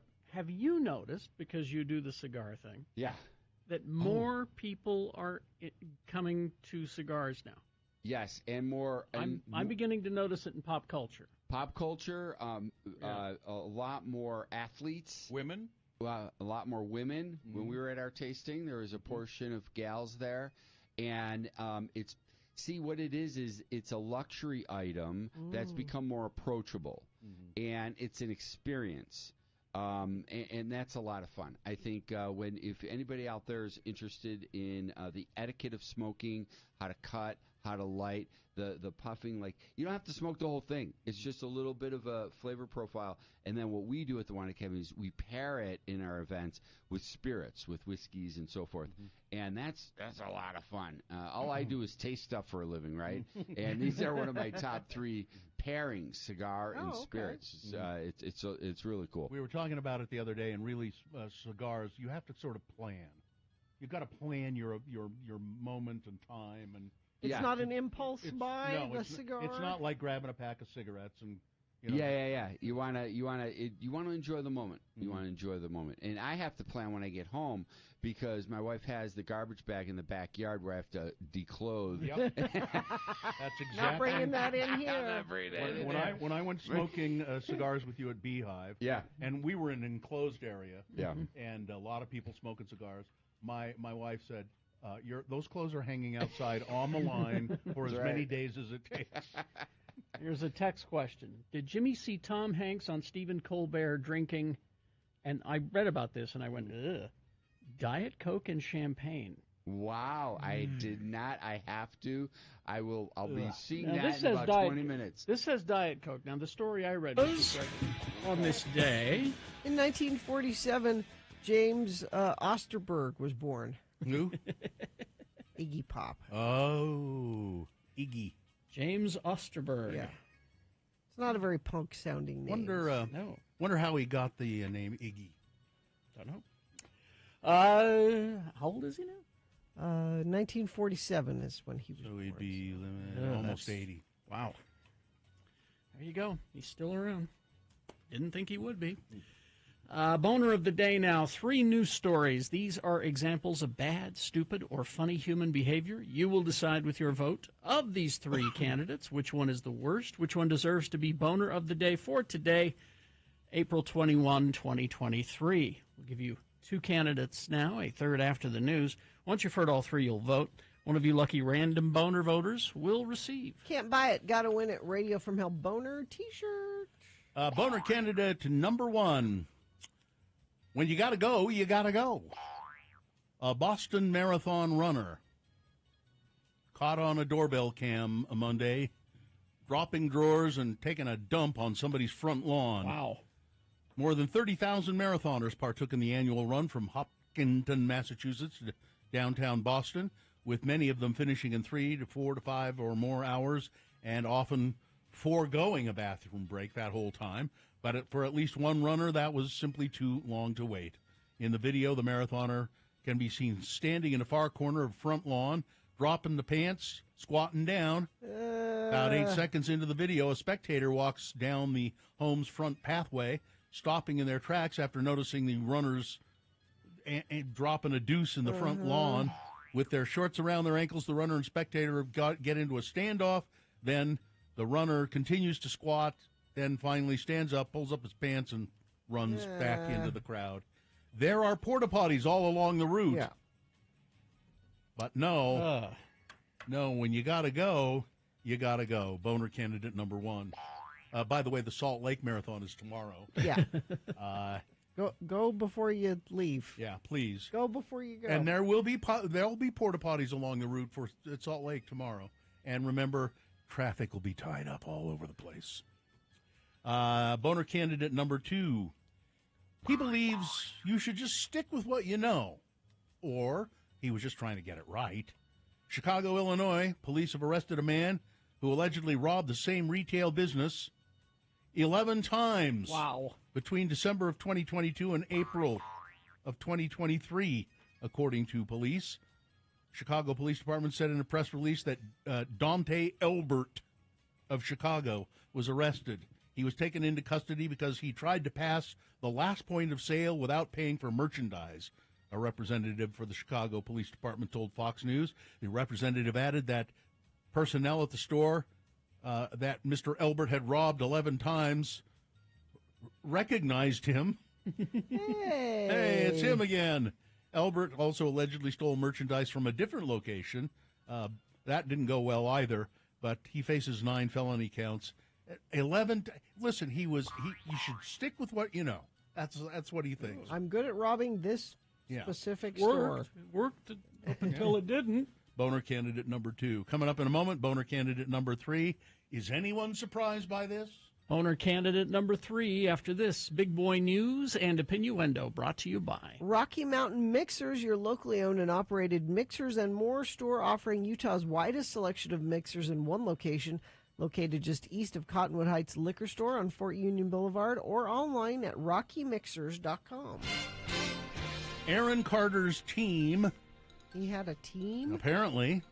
It wasn't a very good one, though. They say they tried to rehabilitate the singer before his death. Holly Davidson of a PR company, ICT, tells Entertainment Tonight, we are glad the case is finally closed so we can have a celebration of his life and send him off to rest. Holly Davidson is referring to the Los Angeles Medical Examiner on Tuesday, revealing Aaron Carter's cause of death, which was listed as drowning, but they say he drowned in the bathtub probably because he had all these drugs in his system. Pulled a Whitney Houston. That's what I was going to say. Xanax and other things. In the report obtained by ET, the coroner said that Carter was submerged in a bathtub after inhalation of compressed gas and intake of alprazolam. Alprazolam. That's a sleeping aid. Is it? Yes. Alprazolam. The report stated that the Aaron's Party singer was submerged underwater, unresponsive in his bathtub. His team says they tried to help him. They tried to rehabilitate him. I don't know. Wonder what it takes to have a team. Drake Bell's wife says, that's it. I've had it with you. She's filing for divorce. The Drake and Josh star's estranged wife, Janet Von Schmeling. Von Schmeling? Yes, Janet Von Schmeling. Is she 100 years old with a name like Janet Von Schmeling? She does not look to be 100 years old, I'll tell you that. Anyway, she booked it to the court this week and filed for divorce after 4 years of marriage. She's going back home to the Von Schmeling estate. Next door to the Von Trapps. It's just fun to say Von Schmeling. Uh-huh. Utah Republicans are furious. Furious, I tell you. Furious, I tell you. About what now? That calls for protests during Florida Governor Ron DeSantis' appearance at Utah Valley University this weekend. Now, I don't blame him for being... You don't... You can protest without doing this. You can call Ron DeSantis a fascist because he is. Yes. You don't have to put swastikas on top of that. You just don't have to do that. Fascist is sufficient. Don't go full Nazi. Yeah, because he is a fascist. Make no mistake. And most people will probably go, I'll bet he's a Nazi. But don't you don't go have there. to. But the Utah Republicans are upset. DeSantis will be the keynote speaker at the Utah Republican State Convention. Oh, and don't worry, if you are a concealed carry permit holder, you can bring your gun in. You can. That's everybody, right? Pretty much everybody on the floor will be armed, I suppose. So wait a minute. This didn't happen. No, it hasn't happened yet. But there are people who are protesting his appearance that he's coming. It has happened. There are flyers and. Oh, I see. Okay, all right. He has not appeared yet. No, but there are people already protesting using. Yeah. These swastikas. DeSantis will be the keynote speaker at the convention on Saturday, tomorrow. One post in particular has drawn the ire of several Utah Republicans for showing DeSantis with a swastika on his head. It's in bad taste, said Utah GOP Chairman Carson Jorgensen. It's fine to protest, but calling anyone you disagree with a Nazi is in bad taste. Unless they're literal Nazis. I agree that, You don't have to go there. Now, other things, there are also on the same flyer, a protest flyer, I think it says Ron DeSantis is a fascist. That's fine. That's okay. Yeah. But, because he is a fascist. And for Mike Lee and the people that are saying he's not, yeah. Look at what he's doing. Well, in it's Florida. because Mike secretly is a fascist, but does not. No, he's hoping to be. He's hoping to be Ron DeSantis someday. He's a junior fascist. Yes. Chief Justice John Roberts was invited on Thursday. Invited, rather than subpoenaed. Yeah, that pisses me off. He was invited to appear before the Senate Judiciary Committee next month to discuss ethics rules applying to the Supreme Court after disclosure of unreported luxury travel and real estate deals between Justice Clarence Thomas and a wealthy Republican donor. Senator Richard Durbin, that's Dick Durbin to you, of Illinois, the number 2 Democrat in the Senate and the chairman of the committee, sent a letter, not a strongly worded letter, just sent a letter to the Chief Justice asking him to consider testifying before the panel on May 2nd regarding potential changes to the rules. Durbin noted that the last time the Chief Justice publicly addressed ethics rules was in a 2011 year-end report. The founder of Theranos, Elizabeth Holmes, scheduled to report to prison. She was ordered in November to turn herself... Carrie's doing an impression. It's a visual. She was ordered in November to turn herself in to serve an 11-year prison sentence after being convicted for wire fraud and conspiracy. Holmes was convicted by the jury of defrauding investors out of over $100 million. And she has tried so hard to get out of prison. Yeah. She had a baby, which seems Mm-hmm. pretty obvious that she was trying to do that to get out of going to prison. She Well- bought several one-way tickets to Mexico. Not just one, multiple. Really? Why did she do that? Because she was going to run, and they caught her. Well, they caught her? Yeah. How did they, They discovered that she had purchased these tickets, and they said, "Excuse me, what are you doing?" And she's like, "Oh, I bought those before I knew I was..." She was totally lying. She was going to skip the country. She revealed her pregnancy with her second child during the early court proceedings, widely believed to have been granted a later date to report to prison to accommodate the birth. She gave birth to the first child with her partner, Billy Evans, in July of 2021. It's unclear if Holmes will serve the entire 11-year sentence. My guess is no. She's going to report to a minimum security women's prison about 100 miles outside of Houston. I think they have a pool.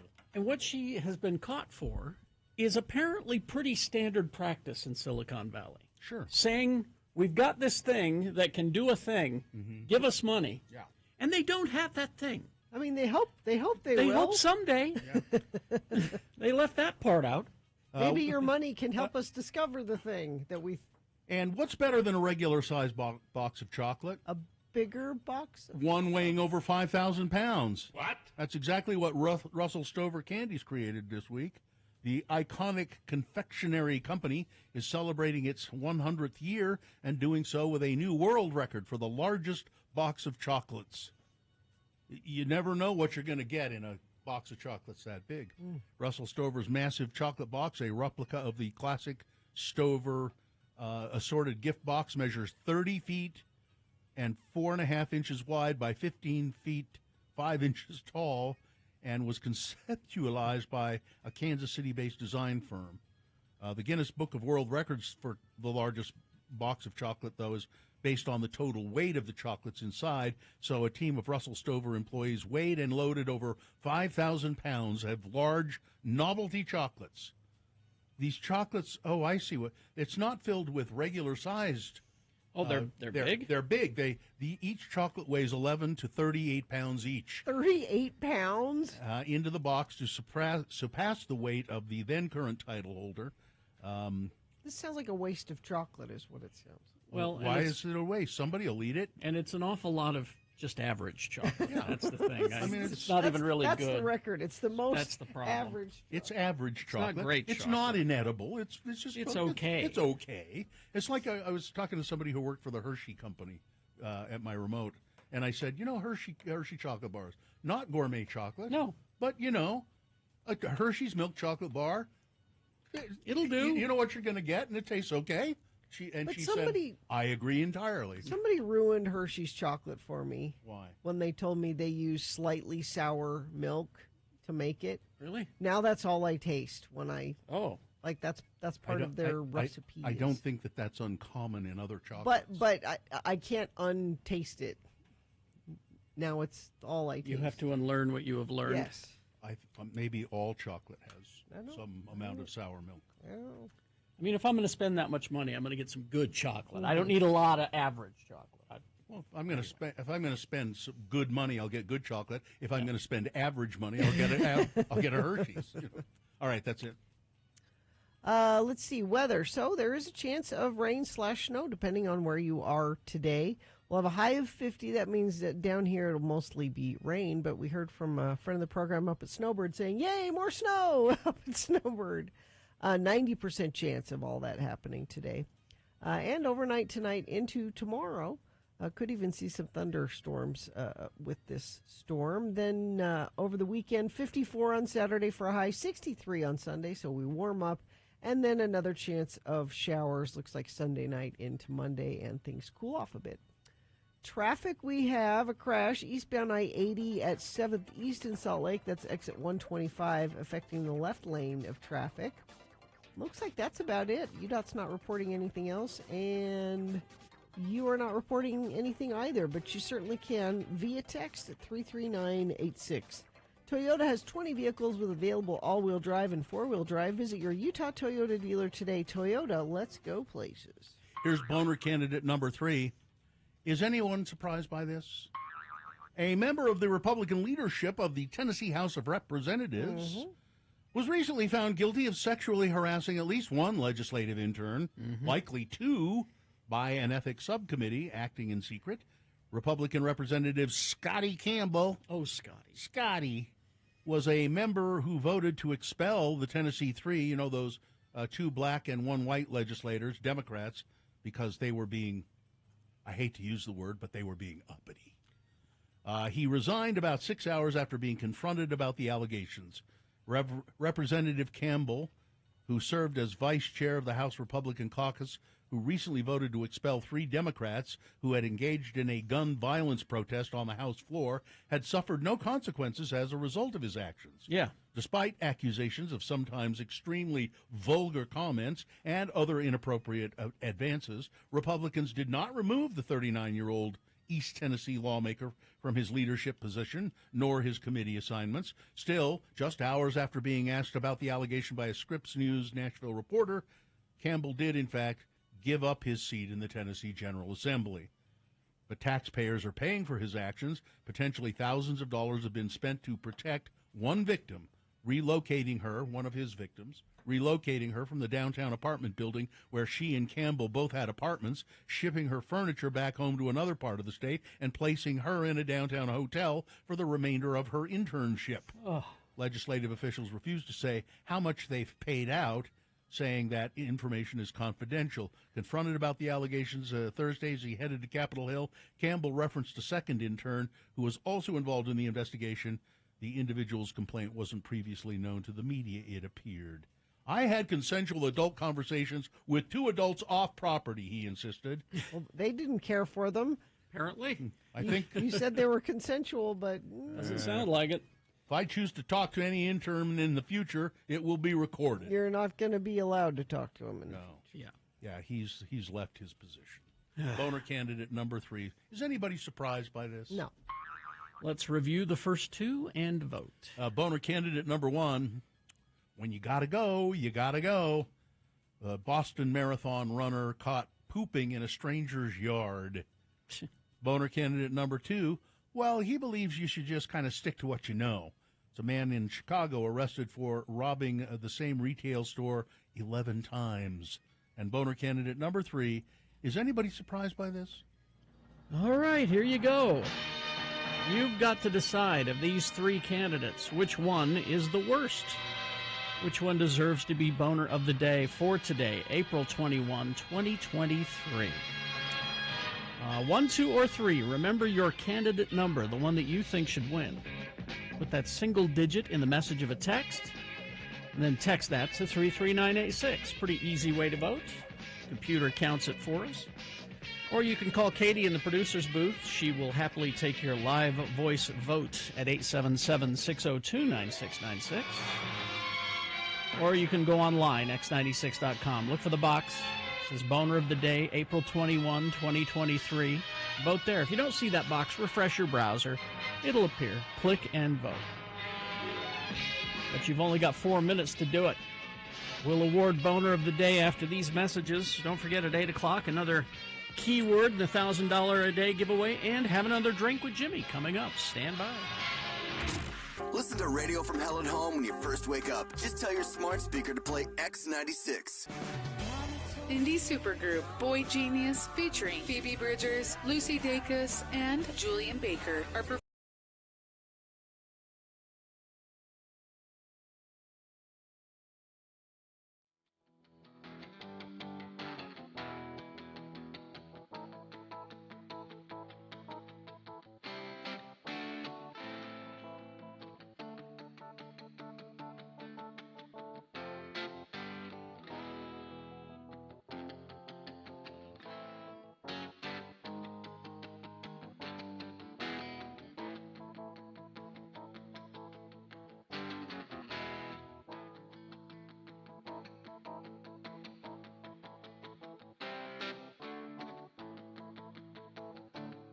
Have another drink with Jimmy, brought to you by On the Rocks Cocktails, bringing you ready-to-drink classic cocktails with a modern twist. Have another drink, make it feel better. Have another drink and you feel alright. If you feel down and you're under the weather, have another drink and you feel alright. Jimmy Santangelo, Jimmy the Wine Guy, the impresario of the Wine Academy of Utah, is in the studio. What a bummer. I'm broadcasting from home. Not only do I miss out on donuts, but now I'm missing out on cocktails in the morning with Jimmy. We're pairing donuts and cocktails, right? Isn't that How what nice we're for doing? you. We'll have to drop something off for you. Good morning, everybody. Hi, Jimmy. We've got a lot of great items here today for you. We have 2 packs to feature. They're pre-mixed cocktails, ready-to-drink cocktails. And these are... And so we've got 2. We've got, this is the old-fashioned, and this is Knob Creek in it. This is this is 355 milliliter. So this is a half a bottle of wine, if you will, to put it into comparison. Okay. This is a lot of fun, ready to go, 35% alcohol by volume. That is only $12 at the wine store. That is a fantastic cocktail. I've done a tasting comparison, especially with Knob Creek in there. So what is that, about 2 cocktails, Jimmy? 3? Big straw. Just throw a straw right in there. So this is, would you just straight or on the rocks either? On the rocks, yep. Just maybe a little shake, but with an old-fashioned, all I have to do is put it right over ice. Then we have the Winter Collection by On the Rocks. So On the Rocks is a distillery. They're a packaging, and they do all prepackaged cocktails. These are great. You can even order these on airplanes. You can take these. I've taken a few of these kits when we have family in town. We're going camping overnight. This way, it's just super easy, and they're delicious. They're made with premium spirits, high-quality ingredients, not fructose flavor corn syrup. It's all spot-on stuff. Harry, it's effing vodka in there. I love that. Are they small enough that you can sneak them into concert venues? Well, the Winter Collection maybe. I know this is an empty box I'm showing because we've got these tiny little guys. Comes with 4. Can you hold those up, Carrie, so I can see them? Yep. So these are 200 milliliter. You get 4 of in the box. So you have the Cosmopolitan, the Aviation, Old Fashioned, and what Carrie's holding is the Espresso Martini. What is it about espresso martinis? I'm seeing them everywhere. Is this They're a new starting trend? to come back because a higher quality coffee liqueur. So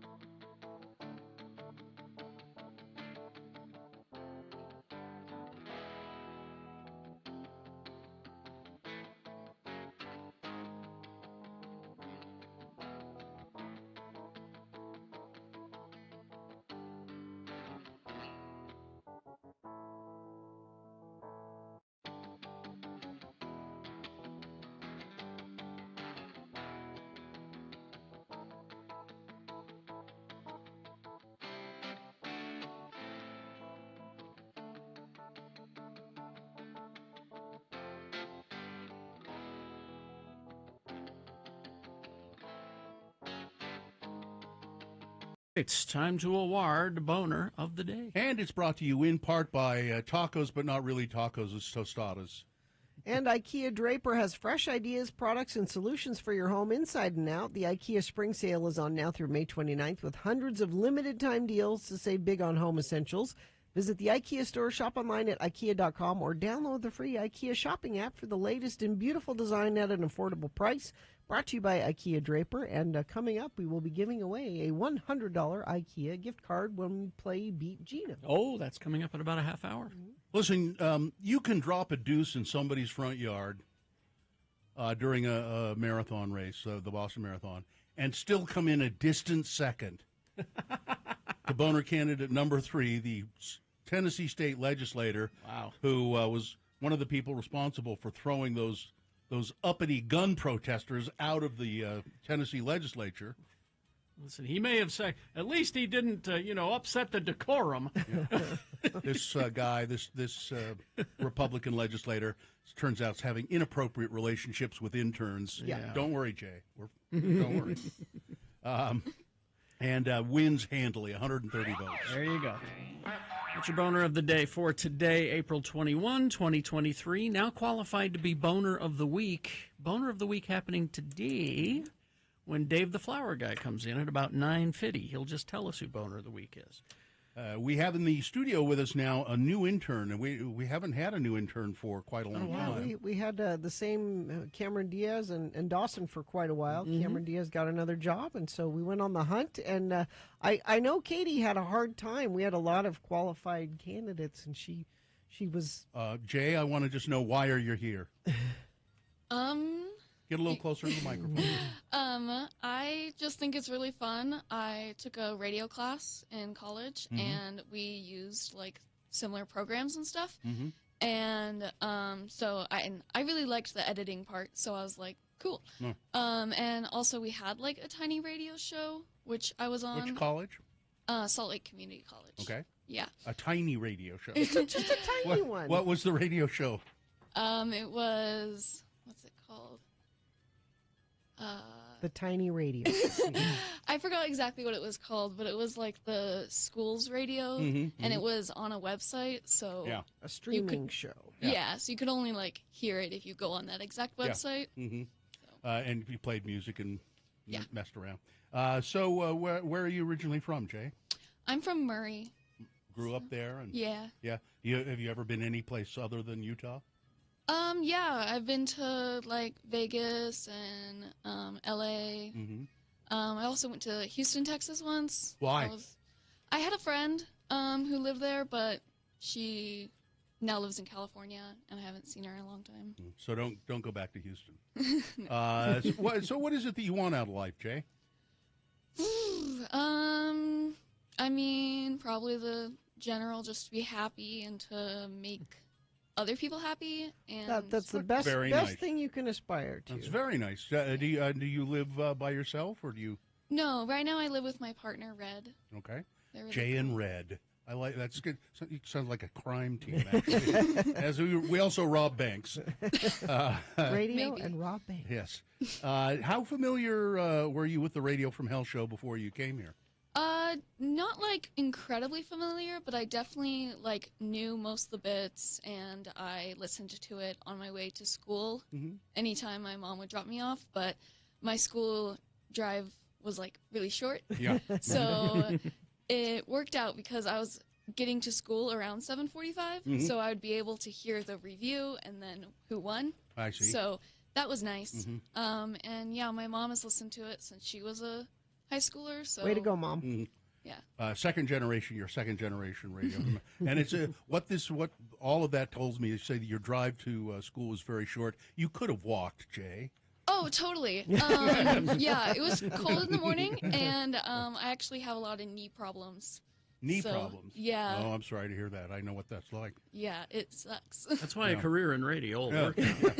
Yeah, all you got to do is sit on your can, and you're fine. I looked up the Radio SLCC on the Salt Lake Community College website. It says Radio SLCC is the school's internet radio station and gives Salt Lake Community College students a first-hand look into the world of broadcasting. Students enrolled in SLCC radio classes receive the unique experience of being on air with their very own show.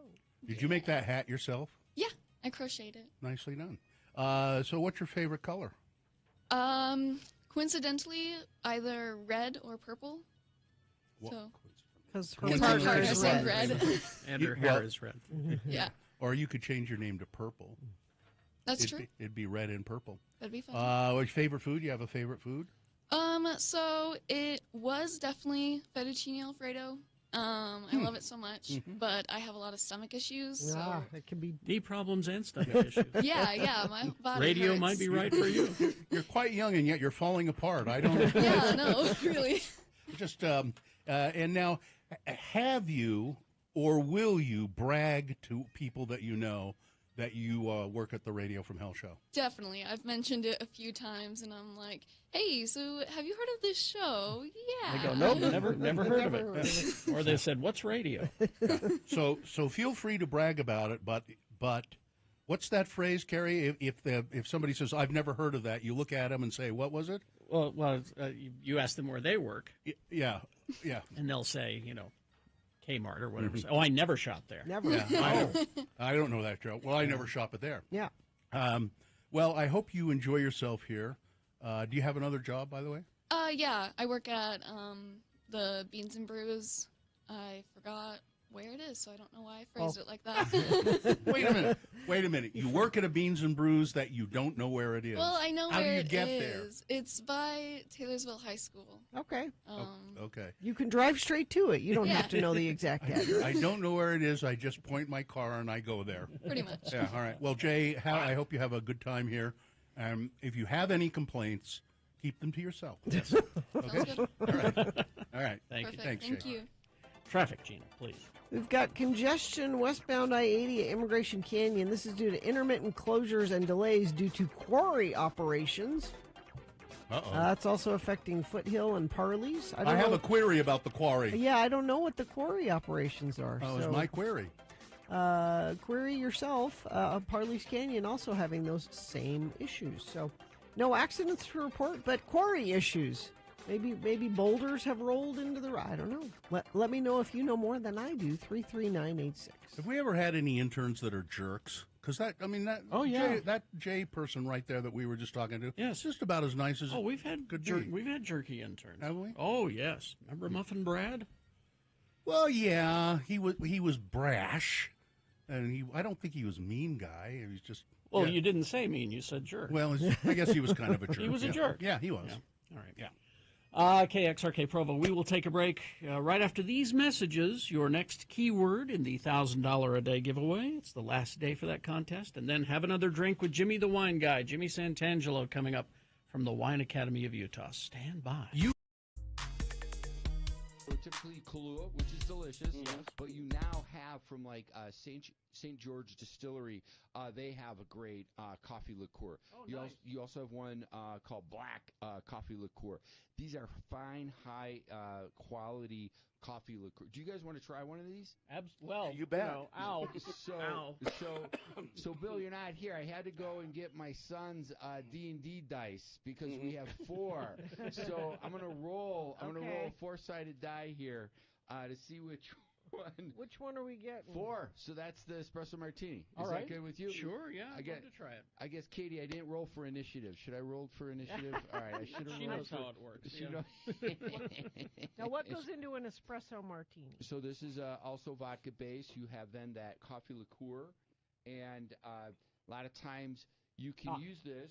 Thank you. And some people will float with a little cream or dairy, but you don't have to. This is just shook, over ice, strained, martini glass, up, and good morning. Let's see what we got. This is a good morning cocktail. A local distillery should team with Mill Creek Coffee to kind of do something like that. I'm just saying. I like that. It's not too sweet. This it's is nice and good. dry. Yeah, The alcohol is well integrated. Yeah, I've just been seeing espresso martinis everywhere, and this is delicious. And this is no hassle. You just pour it. No hassle. I put a straw right in there, and you're good to go. This is a 200 milliliter, so this is a smaller volume than the half bottle, obviously. Ooh. The old-fashioned, they also have in this winter, this kit, this collection, rather, $20. for all 4 of these. Oh, wow. You got to get them at the What a wine deal. stores. At the wine These are- store, okay. These are a limited release Naturally Winter collection. The aviation cocktail, if you haven't had that before, that's got a little bit of the creme de violette in there, and that's also that's a gin base. That's a gin base, and then of course your cosmopolitan with a little cranberry vodka and triple sec. Here's a texter. I've been driving to Wendover to get On the Rocks for a while. Glad that they're finally here. Yes. Awesome. So, now, Jimmy, I see that Wine Academy of Utah has lots of stuff coming up. Ooh, look at what's that. going on? You're busy. Yeah, we've got a lot of things. We're really excited about activating our consumer tasting events in our community. We have them as far north as Logan at Barrel and Stave, brand new restaurant up there. Well, I guess they just celebrated their 1-year anniversary. Really great food up there. We're doing Whiskey Wednesdays once a month.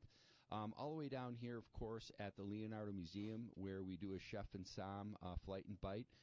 We're activating that space again. And then, Tracy Aviary, one of my favorite events, we pack out that Chase Mills building, so definitely get your tickets there. It's a great date night, great book club night. We had a book club group of girls in there. They'd say, "Where's the books?" And they laughed. And they It's a laughed. wine We club. laughed and laughed.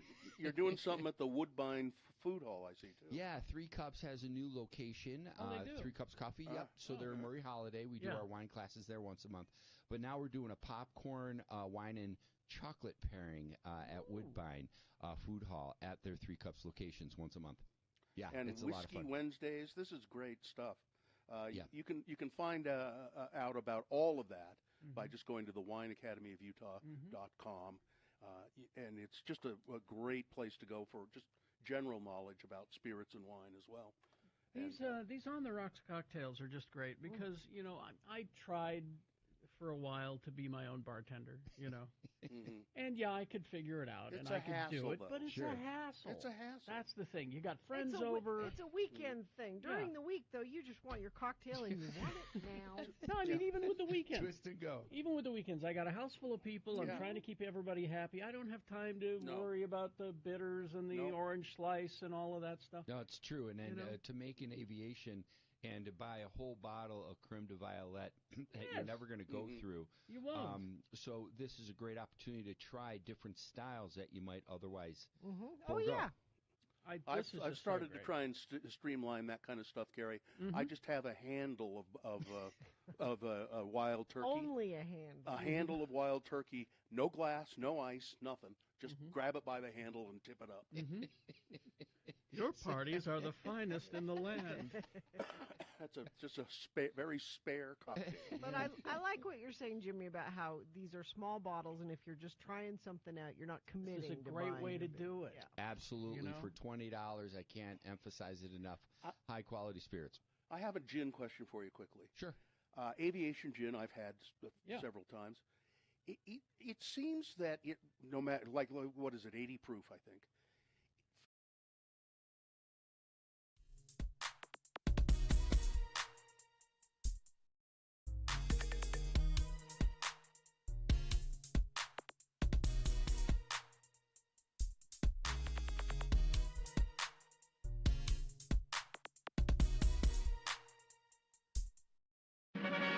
It's time for your 8 a.m. word in the 1K a day giveaway. This is the last day of the contest, so make it count. You should collect all these words. They're at the top of the hour between now and 7 p.m. tonight. The key word for this hour is Rocky. Oh, Rocky. Rocky. ROCKY. Rocky. Text that to 33986 now for your chance to win 1K a day with X96, powered by Cyprus Credit Union. Radio from Hell.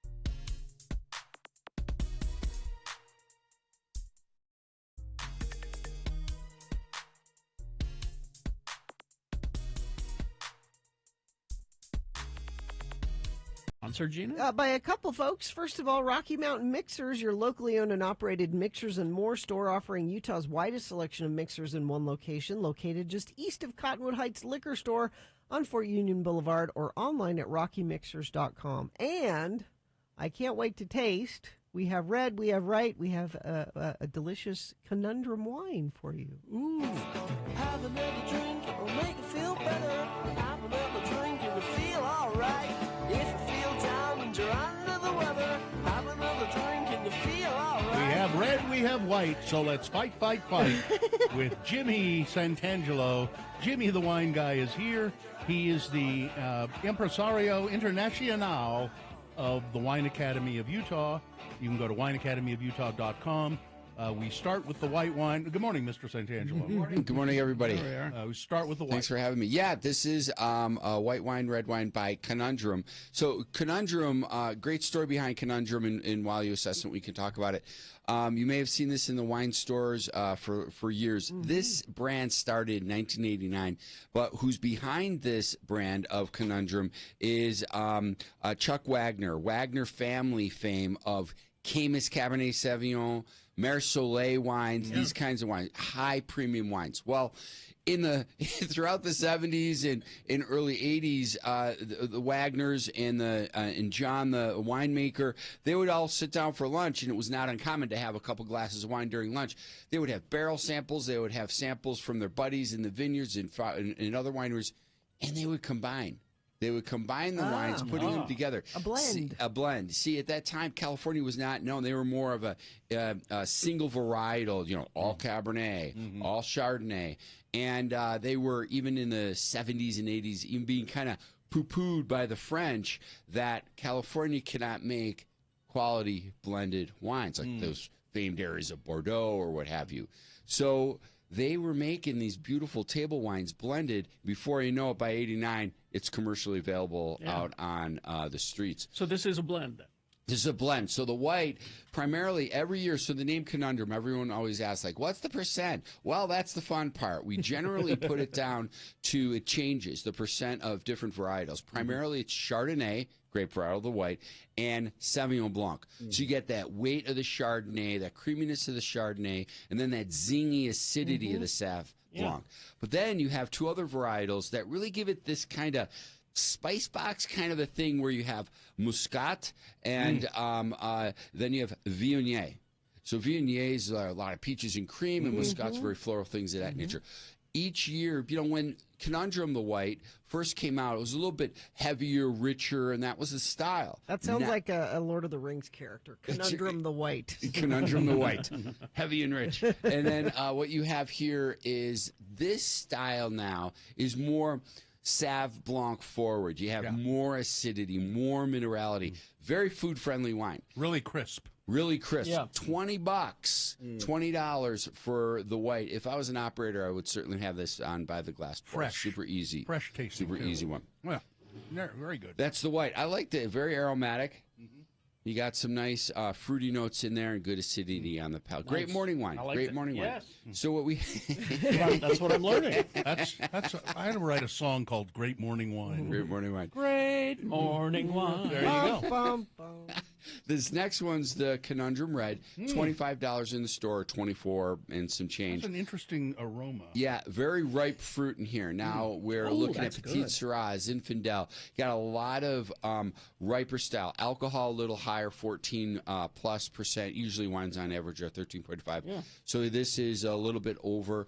I love this. Tannins are in check. It's not too dry. Yeah. Very ripe fruit. Yeah. I'm not a red fan, but this is delicious. Yeah, it goes really well. I like this on its own as well as with food, whereas the white Conundrum of the most recent vintage, I'm kind of craving food, which is great, because we love to have wines with food.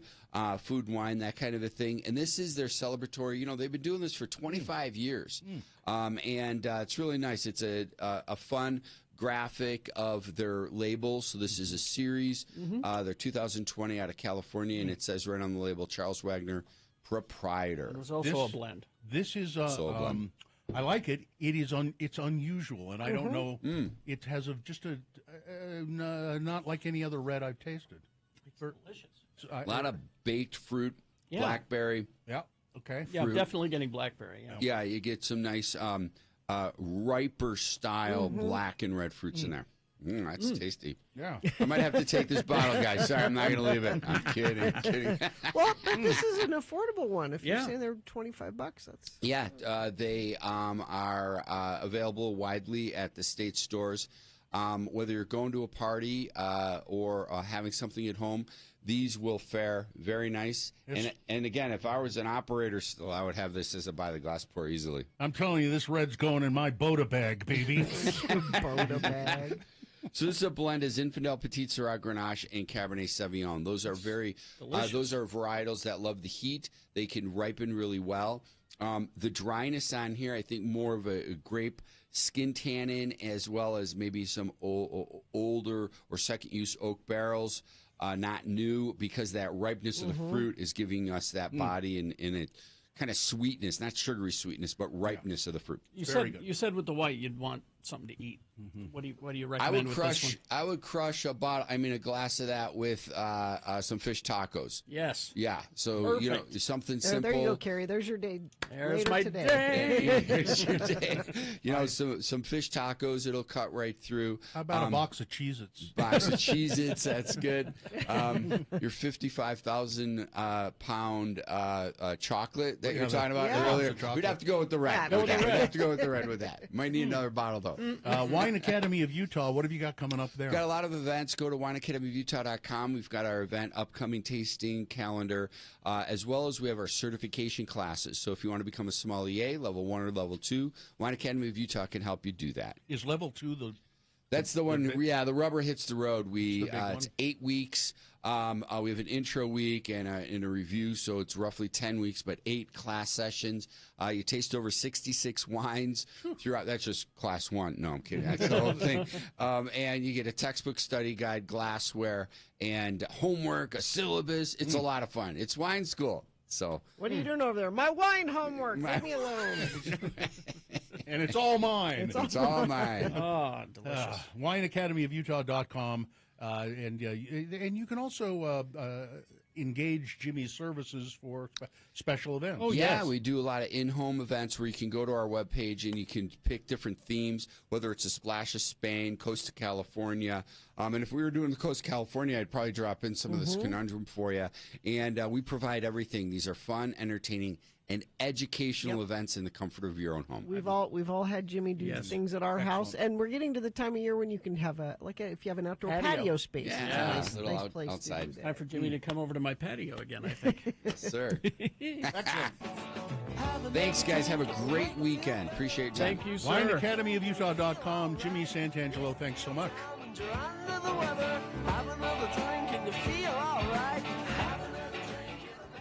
So apparently that quarry incident was elk.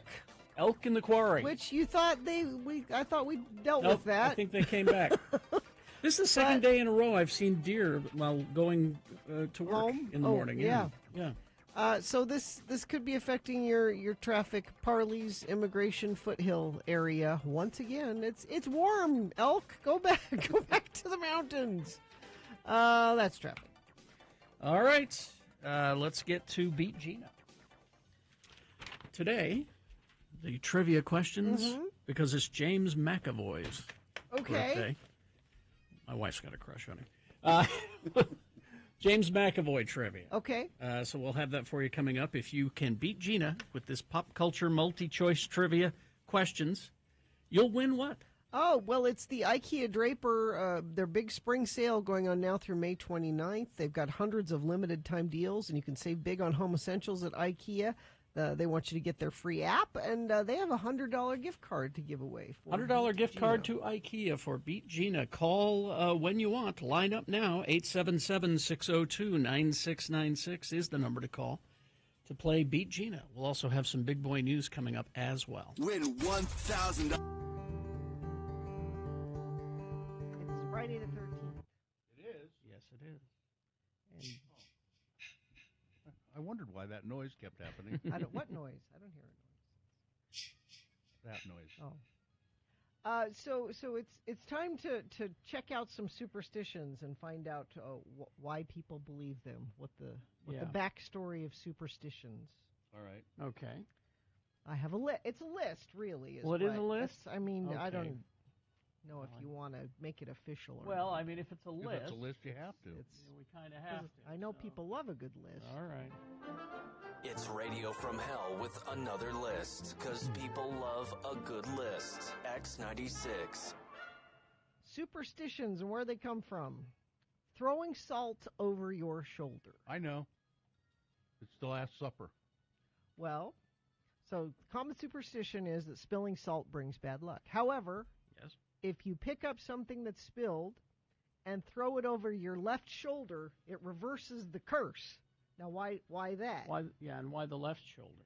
I never knew this. I knew what Bill said, but I didn't know it was this specific. So ancient Okay. Romans believed throwing salt over one's left shoulder wards off the devil, who apparently hangs out on your left shoulder. You know how you have the devil on one and the angel on the other? Oh, the Devil's always on the left. Devil's always on the left. Yeah. Did you know that? Yeah. Did Yes, not know that. Gina, I live with him every day.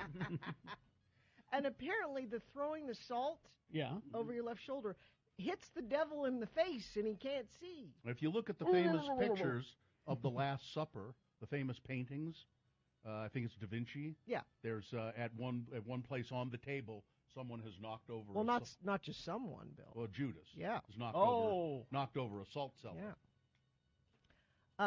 So fear of the number 4.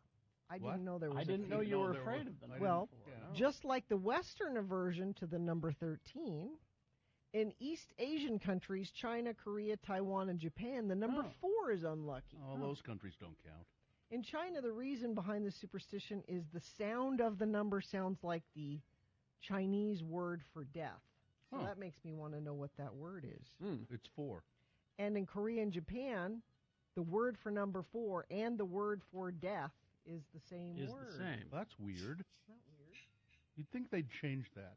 I mean, couldn't somebody just change it? Can't we call it something Let's else? not do that anymore.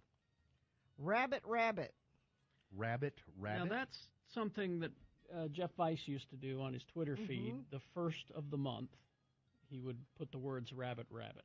Oh, I've heard of people. So- yeah, It's but I supposed don't to be know for what that luck is. or something like So if you're running short on luck and desperately want to magnify your quota, if you say rabbit, rabbit, the first things out of your mouth on the first day of the month, you get some extra luck because rabbits have extra luck. I don't know why. They but- don't seem that lucky. No, Lucky Rabbit's foot wasn't so damn lucky for the rabbit. Yeah, was it? I've always heard that lucky rabbits, and I'm like, they don't seem lucky to me. No. In Portugal, if you walk backwards, it's an invitation to the devil. If you walk backwards, Yeah. Sure, I knew that. Why? It says you're showing where you live or which way you're going. Huh? That one doesn't make any sense. That's just In Japan, when visiting the graves of loved ones, people tuck their thumbs when they're inside the cemetery. Okay. Mm-hmm.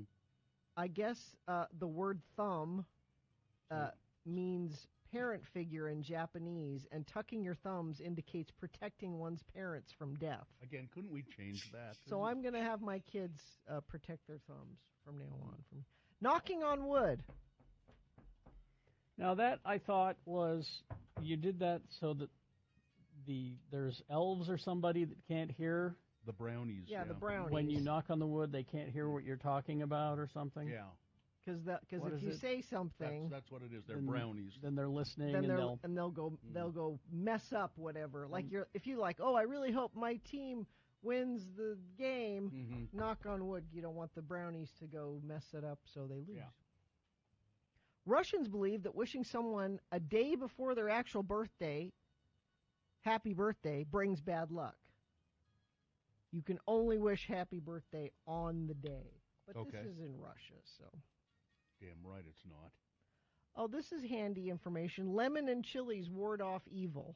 And I like both of those things. If you string 7 chilies with a lemon and hang it outside your home, it'll stop evil spirits or bad omens from entering your home. You can also string them on your vehicles and bicycles. This is a Hindu legend. The goddess of misfortune enjoys eating sour and spicy food. So if she comes near your home and encounters lemon and chilies, she'll get stuck there just enjoying the lemon and chilies, and she won't come in your home Yeah, okay. and have mischief. That makes perfect sense to me. Doesn't it? Mm-hmm. Let's see. And finally, this one, yellow flowers. Okay. Flowers are associated with expressions of different forms of emotions. Of course, red roses express love, white for peace. But in Russia, giving yellow flowers of any kind, doesn't matter the kind of flower, it's inappropriate. It means somebody's going to die, like the relationship can die, or a person is going to die. I found another couple of things for Friday the 13th, things that you should not do. Get a haircut. Don't get a haircut Why on Friday not? the 13th, because it will lead to the death of a family member. What? That's what it says. Crossing your eyes. Don't cross your eyes on Friday the 13th. Well, they'll stay that They'll way. get stuck that way. Holding hands under a full moon. That's the perfect time to hold Legends hands. say it leads to distrust. Oh, no. Eating a jawbreaker. You might choke on it if you do it on the... Well, that's just practical. Anytime, yeah. That's Stepping on a crack. Well, you break your mother's back. Staring at an owl through a window. What? Some say this is a sign that death is looming nearby. So we need to ask Frank Christ about some of These are all ridiculous. Well, yeah. I mean, it's like you get warts from peeing in the road. You know? No, that one's true. That's styes.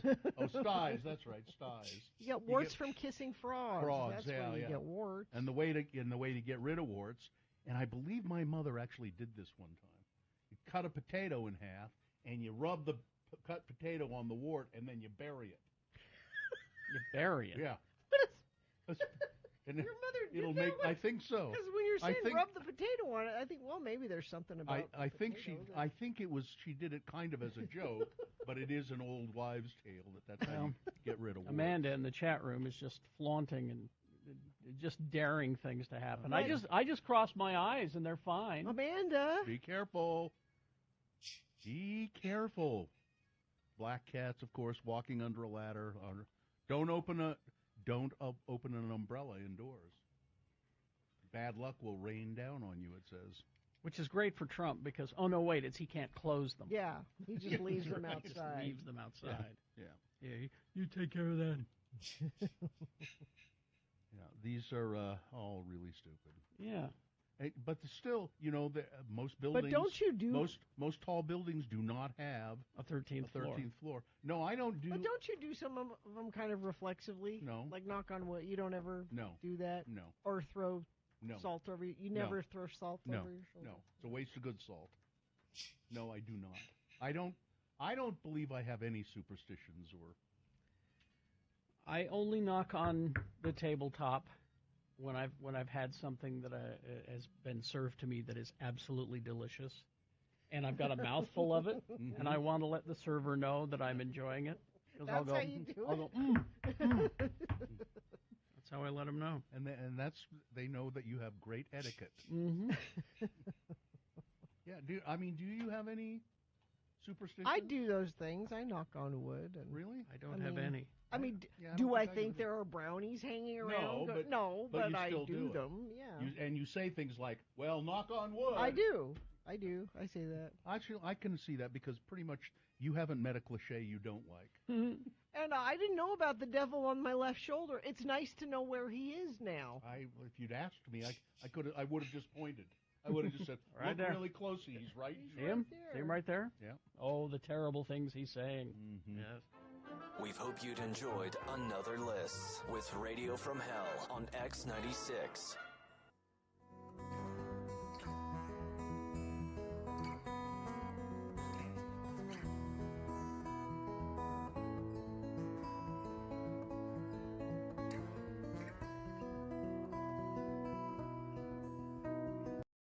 But you do now. You thought it was Depeche Mode.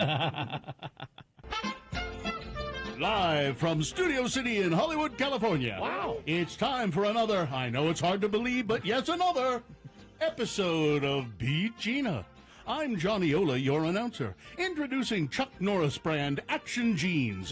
These jeans were developed by Chuck Norris himself for stunt fighting in action movies. Wow. These great-looking Western-style jeans have a unique hidden gusset, which allows greater movement without binding or ripping.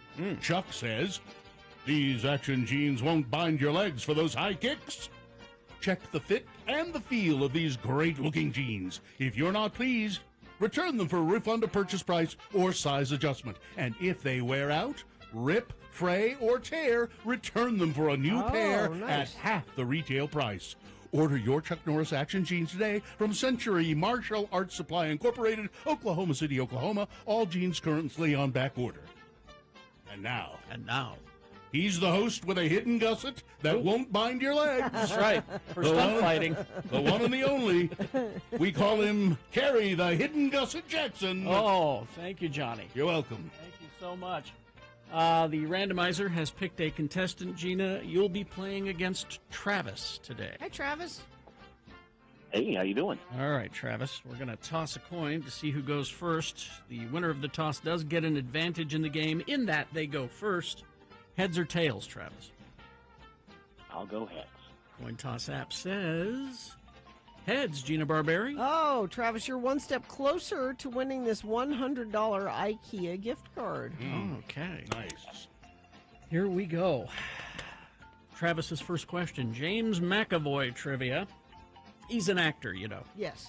And it is his birthday today, so James McAvoy trivia. The first question for Travis, it's your question exclusively, multiple choice. If you get it right, you get the point. If not, I'll allow Gina to answer it correctly and steal the point away. And we'll go back and forth till one of you gets 3 points. All right, let's begin. James McAvoy trivia. Here we go. Travis, what did James McAvoy want to become when he was a child? When he was a child, he said, when I grow up, I want to be what? I want to do what? Okay. Was it 1, work in a chapeau shop so he could ask, what size do you wear? I think we have that. 2, a missionary because he wanted to travel the world. 3, he wanted to create an Icelandic album of Broadway tunes called Bjork Bjork. Or 4, own a bakery. I go with D, own a bakery. Bakery is not. Oh, sorry, Travis. Sorry. Wow. Is it 2? Become a missionary. He Yes. wanted to travel the world. That's right. All right. It's 1-0 for Gina, and Gina controls the question. It's okay, Travis. I would have said bakery, too. Gina. I Yes. didn't think he was Mormon. There are other sorts of missionaries, Travis. Oh, all right. Who inspired James McAvoy to be an actor? Okay. Was it 1, actor-director David Heyman? 2, Don Knotts, because he had so much range. 3, Marlon Brando. Or 4, Tilda Swinton, because she can do anything. She can. And I don't know who number 1 is, so I'm going to say number 1. Yes, actor-director David Heyman. It's a pretty fair guess, yeah. 2-0. Travis, this is your chance to get back into the game. Travis, what do James McAvoy fans refer to themselves as? Is it 1, the Guild of Calamitous Intent? 2, Mac-Aroons? McAvoy. I get it. Is it 2, Max Mavens? Or 3, McAvoyers? Any of those would work. Travis? Oh. How about Mac Mavens? Mac Mavens. I made that one up. Sorry. Sorry, Gina, you could really just put the nail in it here. McAvoyers? McAvoyers! That's what I would have said. Gina just sweeps the game like Chuck Norris can sweep his leg around and kick the hell out of anybody. I've got so many questions for next week now. Well, Travis, I bow to your superior intelligence. I did Thanks. beat you. I think Oh, you you meant meant me. Gina. I did beat you, but a nice man you seem to be. So even though I beat you, I'm going ahead and give you this $100 IKEA gift Oh, card nice. anyway. Oh, Hang on the I line. didn't think that would happen. That's awesome. What a surprise. Listen, I'm going to go pull on my Chuck Norris jeans and go kick the crap out of somebody. Thank you. See, when you were doing your Chuck Norris voice, Johnny, you should have lisped a little bit more. He has. Well, I'm not any sort of a impressionist, and besides, my voice is way too deep to be Chuck. This is true. This is true. All right. Big boy news and opinioendo now brought to you by... Take a visual trip while listening to some of your favorite rock bands at Clark Planetarium. Cosmic light shows play in the Hanson Dome Theater every Friday and Saturday night. Visit clarkplanetarium.org for tickets. Excuse me for one moment. Johnny, you still owe me $10. Wow. Jesus. New Mexico prosecutors are dropping involuntary manslaughter charges that were filed against Alec Baldwin. He's in the clear. In the for the time being, there is a chance they could refile. In the 2021 shooting death of cinematographer on the set of Rust, the government's latest setback as it pursued a high-profile case that has been closely watched by the movie industry and the country.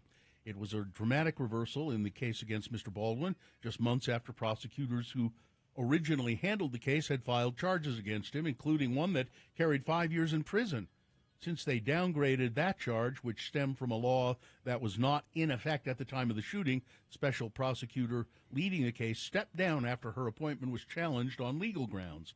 And the district attorney in charge of the case, Mary Carmack Altwies, stepped back and appointed 2 new special prosecutors to lead it.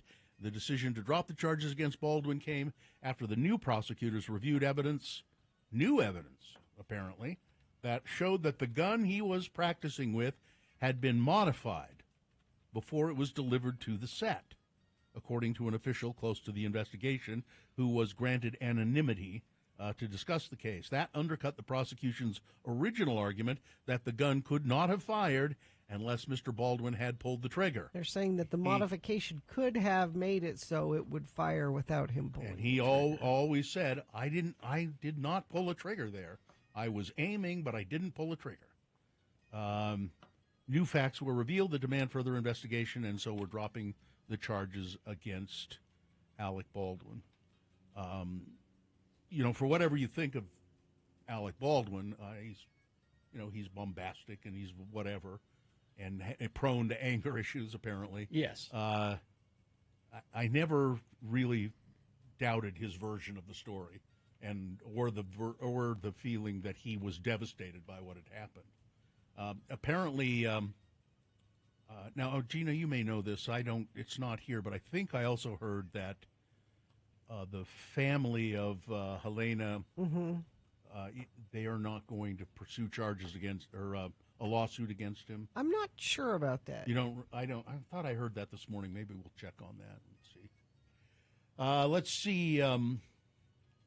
Jennifer Coolidge is going to receive a Comedic Genius Award. She's earned it. She will be honored with the Comedic Genius Award during MTV's Movie and TV Awards. Oh, it's an award from MTV. No, I mean, that's... Give her all the awards she wants. She will become the 6th person to receive that prize from MTV, following Jack Black, Sacha Baron Cohen, Melissa McCarthy, Kevin Hart, and Will Ferrell. The news comes on the heels of an awards spree for Ms. Coolidge, who picked up an Emmy, a Golden Globe, 2 Critics' Choice Awards, and a SAG Award for her work as Tanya on HBO's hit The White Lotus. Do you know these gays? And I was thinking, I can't wait to see her in the next season. No, wait a minute. I won't be seeing her. You won't, no. I won't be seeing her in the next season. I don't know where I'm going to be. Well, you're not going to be on that show. No. A Utah man has been charged in a COVID-19 scheme where he allegedly manufactured, sold, and distributed more than 100,000 fake vaccination cards. Nicholas Frank Scioto of Weber County was charged with 1 count of conspiracy to defraud the U.S., along with Kyle Blake Burbage of Goose Creek, South Carolina. Court documents detailed that between March and September of 2021, Scioto started and operated an online business to sell fake COVID-19 vaccination cards. Most of the buyers of the fake cards lived in New York City, charges say, where strict COVID-19 policies were in place. In total, officials believe Scioto made and sold at least 120,000 fake vaccination cards. There is a Japanese man who purchased a $15,000 realistic animal costume. He he puts it on, and it's pretty remarkable. He looks like a collie dog. It's that good of a costume. Yeah, and the way he moves in it. The man, who goes by the name Toko, spent $15,000 on this ultra-realistic costume to fill his lifelong fantasy of becoming a dog. Toko has now updated his almost 24,000 YouTube subscribers with a video revealing how he is taken for walks. The clip also shows him cozying up inside of his cage and receiving belly rubs. Do we have a photo of? No? I don't know if we do not. Toko commissioned the costume last year from manufacturer Zappet and has since enjoyed life as a dog. It took the company 40 days to put the state-of-the-art costume together. It is remarkable when you see it, and there's video of him like moving around. And despite enjoying his four-legged life, Toko revealed he still hasn't shared his hobby with some of his friends, as he doesn't want them to think he's weird. Well, but you are weird. Whatever. Yeah. All right, that's it. Oh, we have time. Oh, we do? Oh, yeah. Well, let me move. We're actually on time for a change, so How'd That's that why happen? it's weird. How did that happen? I don't know. Let me move over here, see if I've got this. I had the story this morning, and I put it in the file, and now I don't think it, for some reason it didn't make it. But yesterday we were talking about that resort being built in Morgan County. Oh, yeah. Yeah, and I don't recall off the top of my head what it's called now. But it'll be a gated ski resort and homes. I think 150, no, less than that, 70 homes, something like that. Very expensive homes, but just to get in. Wasatch Peak Ranch, I have it right here. 750 home community. Yeah, okay. And we were wondering what it cost. You have to just buy into it, first of all, before you even pay for a home. $500,000. So that's the membership fee. Yeah, just to be a member. You also have to commit to I think it's, let me see, I have it right here. I think it's a $5 million equity investment. So that's before you even build a home. Mm-hmm. It's $500,000 plus a $5 million now, investment. Did it say in that, I think that's the same article I was looking at, does it say how many people have actually signed up to do this? It says as of December, they have sold 94 memberships. It's a lot. It's just people that this isn't their primary residence. This is like their fun vacation home. What do these people do for a living that they can afford to do this just as something fun to do? It could be your primary residence. I mean, I bet they're not, though. I bet it could be, because I think I read also that there's going to be a little, like a community store and things like that. Yeah. So. An unofficial community garden in Salt Lake City is facing a May 1st deadline to take down a mural memorializing a community leader and remove key garden features. But Wasatch Community Gardens is stepping in to help organizers secure funding that could shore up the plot's future. In a March letter from the Public Lands Department addressed to garden volunteer Tom King, city leaders had told volunteers at the Ogwoy People's Orchard and Garden, located on the West Side Fair Park neighborhood, that they would have to remove the mural and temporarily cease planting if volunteers wanted to formalize the site as a community garden once and for all. The city also said that Ogwoy Collective would have to remove all garden boxes, trellises, and the wooden kiosks they'd built at the garden, halt any construction projects there, and get rid of the mural. Well, it's been a polarizing fixture since it started in 2020, and people work that land. It's on the banks of the Jordan River. The mural of Pacific Islander community activist Margarita Satini is there, and it's lovely. It looks lovely, and seems a shame to have to tear it down in order to be. I think they're backing off on all of that, though. They are backing off and working to on a compromise as to how the community garden can continue and the mural be preserved. All right. Sports, weather, traffic. Well, for sports, I'm going to tell you about the Salt Lake Marathon. It's happening tomorrow. It starts at 6 a.m. with the bike tour. The main marathon and half marathon start at 7. The routes for the marathon, half marathon, and bike tour start on Wasatch Drive near University of Utah and end on the corner of State Street and 4 South. The streets around the finish line are closed as early as midnight and as late as 6 p.m. I tweeted out a map at RFH Gina that will show you. It's handy because it shows you at what times things will be blocked. So if you go to my Twitter feed, you can find that out. Real Salt Lake has a home game this weekend. And let's see, the Bees, they are at home as well. That we've got the Reno Aces in town all weekend long. So lots going on. So much going on, you can just forget that Ron DeSantis will be in town talking. Who? You don't even have to think about that.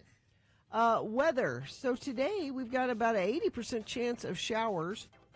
Could be snow in places, could be rain in others. High of 50 today. That shower probability happens all day today and overnight tonight into tomorrow. And then we've got partly cloudy skies tomorrow, 54. Sunday, it looks like mostly sunny, 63. Then our next chance of showers is Sunday night into Monday. Traffic, we're still dealing with the elk. There will be intermittent stoppages on I-80, both eastbound and westbound in Parley's Canyon, trying to get these elk moved, to let them know it's spring and they can go back up in the mountains. Also, there's a rollover crash on the ramp from eastbound I-215 to go northbound Redwood Road in North Salt Lake. A vehicle is on its side, and that's causing slowage in that area as well. Toyota has 20 vehicles with available all-wheel drive and four-wheel drive. Visit your Utah Toyota dealer today. Toyota, let's go places. All right. Thank you very much. We're going to take a break. Don't forget, coming up at 9 o'clock is the another word in our $1,000 a day giveaway. Today is the last day for you to win. So we got that for you coming up at 9 o'clock. And then, of course, the boner recap after that. If you heard and know who won the boner today, you could win a fabulous prize. We'll tell you about that. Coming up, stand by. Okay. Hello, yeah, what? It's our Time for you. It's the feature we invented. Yep. Taking phone calls on the radio and us speaking to you. Before we did this, nobody ever, and then everybody copied us, and that's how you got talk radio. But I don't think anybody's doing it now. It's all like predetermined no, we're just we're doing it live. We're out there. We're hanging our pants out on the line here. Stupid. 877-602-9696. You can talk about whatever you want. Ask us any kind of questions. Make a comment. Plug something you're doing. Mm-hmm. And I think Dante here is the only one who's called so far. He has something interesting to propose, I believe. Yes. Hello, yeah, what? Hey, Dante, how are you? Good, you? Good. Now, Dante, what is this that you would like to tell us? Good morning, guys. So, this is Dante Smith here. I'm just calling to let you know that my team at Davis High School, we have made it to Worlds in Texas, and we'll be going to Worlds in about 1 month. Wait a minute, Dante, slow down a second. Yeah. Worlds. Now, I know because it says what it is here on the screen, but nobody else you're talking to knows. Mm-hmm. What are you competing in? So we compete in robotics, VEX VRC High School Robotics, and gotcha. It's very advanced, and we get to work with metal, computers, all that fun stuff. Mm-hmm. Okay. And so you're going to the World Championships where? In Texas. In Because Texas. we just won state last week. We won state, and so now we're going to Worlds. Cool. Okay. That's cool. And we represent Utah every time we go there. Mm-hmm. And we've actually won Worlds in the past. Wow. Mm-hmm. Oh. But we're having trouble with sponsors now, and nobody wants to help us even get to Worlds anymore. So you need you need some backing, and you're going to ask us to sponsor you, aren't you? Yes, sir. Yeah. Well, Dante, let me say first of all, if we can't do that because if we sponsored you, we'd have to sponsor everything that came along. Yeah. We really would. And number two, we don't have the money. We don't. But yeah. you're mentioning it here. What does a sponsorship mean? Because if somebody's listening that owns a business that would like to sponsor you, what does that involve? So thank you, Gina, on that. But we get to have your sticker on our bot. And once we get to Worlds, it's live stream on ESPN. Mm-hmm. And so the whole world can see this.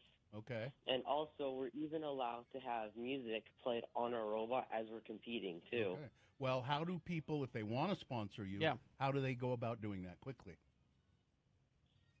All they have to do is just get a hold of Dane Leeson, which is really easy, and just talk to him. He's at Davis High School. Okay. And just talk to him for a little bit. He can arrange everything in about one day, and you're set. Is he a student?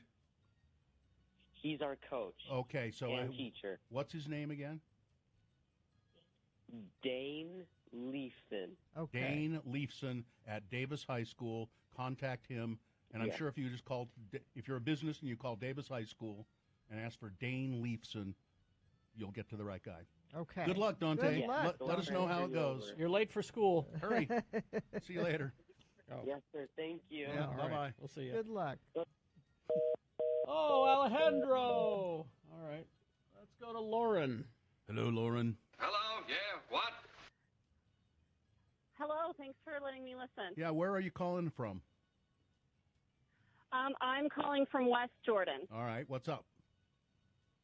Well, so like a couple weeks ago, you guys were talking about the TV show History of the World Part 2. Yes. And so it sounded awesome, so I watched it, and I am, like, obsessed with it now. But I haven't heard you guys talk about it, so Yeah, I we was curious as to what you guys thought. We talked about it a little yesterday. Carrie has seen it, and Gina has seen Yeah. it. Yeah, we both watched it. It's pretty funny. It's Mel Brooks. Yeah. it's what you expect from Mel Brooks. Not all the sketches work, but I'd say about 75% of them do. And I laughed out loud at something. Now, Lauren, are you familiar that, it's called The History of the World Part 2. There is a Part 1, you know. Yeah.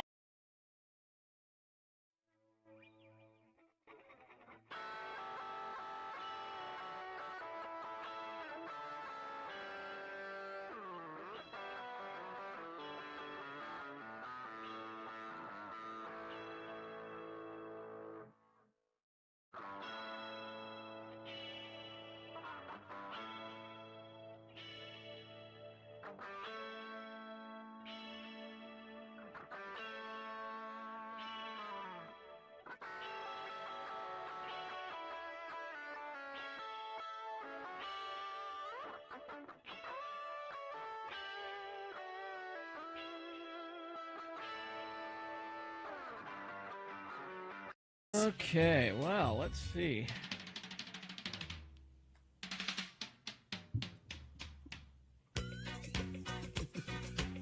We're going to talk flooding. Oh, I was trying to figure out what we were doing here. Oh, the tide is high, I see. We're going to talk flooding, so I thought the tide is high would be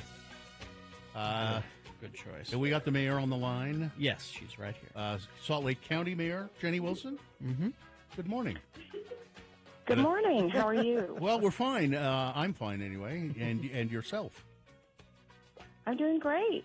I heard your What's going on? I heard your dad on the radio the other day talking about the floods, flooding, and about what it was like when he was mayor of Salt Lake in 1983. And Well, I'm sure that wasn't brief. yeah. No, I'm No, sure. my dad has a lot to say about those years. Yes, Yeah. he does. And it was nice to hear from him. So what's the situation here in the county? Well, I think everyone's aware there's a lot going on. We have teams out, dozens and dozens of staff and contractors going through some general surveillance to see, where water levels are, what's the measure of the snowpack, and they're reviewing all of the basins and working with communities, cities, to kind of make sure things are flowing. And we expect this to be a long-term emergency, like a COVID emergency, but several weeks, several months, and there's still a lot of snow to come down, as you're all aware. Yeah, no kidding. Fortunately, it's been remaining fairly cool. Yeah, that's good. I mean, we need the heat, too, because we don't want that snowpack to sit up there. Mm-hmm. Yeah. So some gradual warming. I think what this cooler weather this week has done is let everyone reset. The incident in Wasatch Hollow in Salt Lake City was all hands on deck for Salt Lake City and our flood control team. And, they were able to get through that without any significant property damage and manage it thanks to the community that came out to help. And I think that was actually interesting looking back, a little bit of a test for us to say, what did we do well on that one with our one of our municipalities, Salt Lake City, our flood control team, which is a county asset. How can we do it differently next time? And that one actually went pretty well. And we will have those one-offs. I mean, we have hundreds of miles of rivers running through, the 7 creeks flowing into Salt Lake County alone. And, these creeks move in some form, above ground, underground, through neighborhoods all the way over to the Jordan River. And along those routes, there will be blockages. So we want those blockages to occur in places that can be managed. Sometimes a blockage can be handled by, a property owner and a couple of neighbors and friends. I saw that up at Immigration Creek. I was out there last Saturday. But sometimes they're a bigger deal, like the one that we saw in Salt Lake City. There's, and I don't know if you could answer this or not because you're not a water expert, but I know there's a long-term movement or plan, those 7 creeks that you mentioned, to bring them, pretty much all of them, up out of all the culverts that they're in and bring them all above ground at some point. Would that help or hurt flooding or runoff situations? Oh, I think it depends. I mean, I have some personal interest in raising more of City Creek in Salt Lake City because rivers are beautiful in downtown communities where they flow. So I think there's a lot of benefits. But I think where water flows underground, as long as those pipes and the systems are modernized and don't get dilapidated, it's probably a better water management system. So, I'm not a water expert, but I think the trade-off is sort of the amenity of a river. Yeah. But we do have a lot of these creeks flowing through neighborhoods, and typically they're not a big deal. I mean, again, going up Immigration and just watching neighbor after neighbor coming together to just make sure that Immigration Creek doesn't overflow, and we're going to be at it for a few weeks up there at least. Those properties, many abut those rivers. I went into one neighbor's backyard where there had been so much snowpack that the water was bubbling up into the foundation of her home, and they weren't taking care of brush and pulling it out. They were digging through ice and snow. I was there with the mayor of Immigration. And she was so grateful. So it's those types of incidents. We love the open stream. She has a beautiful property, but there's some risk to having these streams run through properties, homes, etc. I think a lot of people don't realize that how many streams, creeks they call them, flow down from the mountains that are underground here. That are you could be walking over one of them and not even know. I think it'd be not even know it. Yeah, I think it'd be wonderful to have them, be brought up above ground and follow as much as they could their original course. Anything else you'd like to? Anything else you'd like to talk about, Mayor?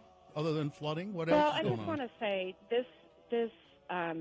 The one thing I will say that is a similarity to my dad's era in '83 and the experience many of us had is we're seeing it again.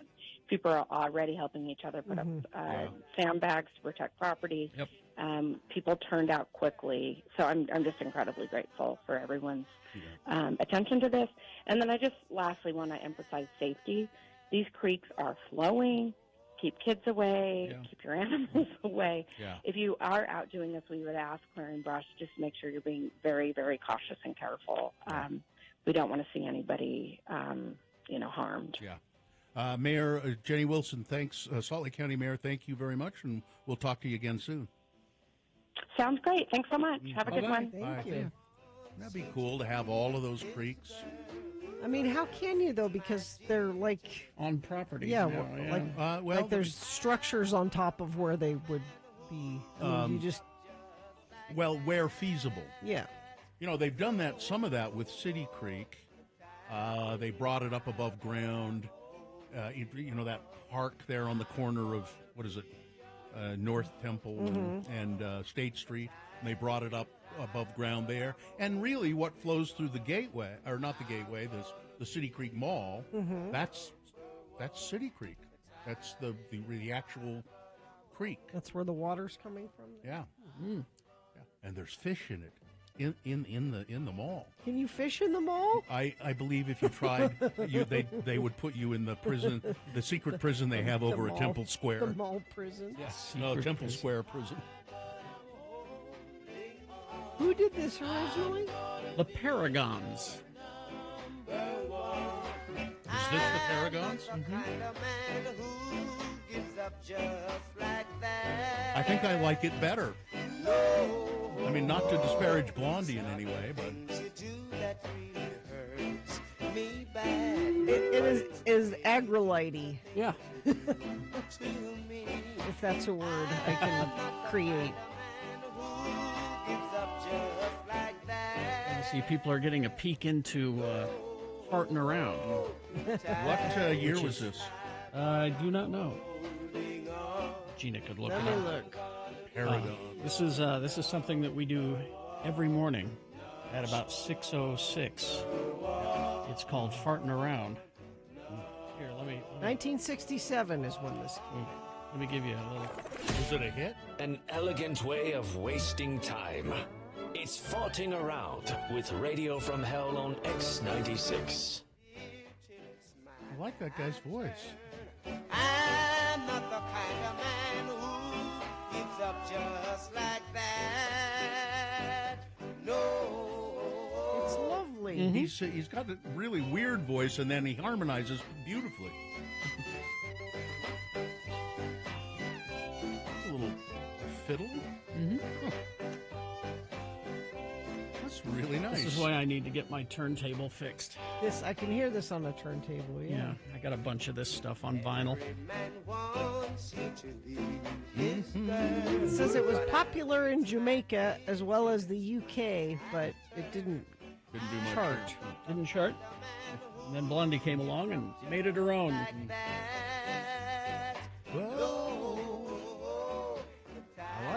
I love that little harmony in there. That's just lovely. This going to screw up our YouTube? Yeah. Oh, yeah. Is it? Yeah. Probably. Are we going to get dinged? Yeah. The Paragons are going to want their money, Carrie. Yeah. And I'm sure YouTube really dying to They're get gonna it to track them. 'em down and- Exactly. Yeah, this ruins the podcast. Yep.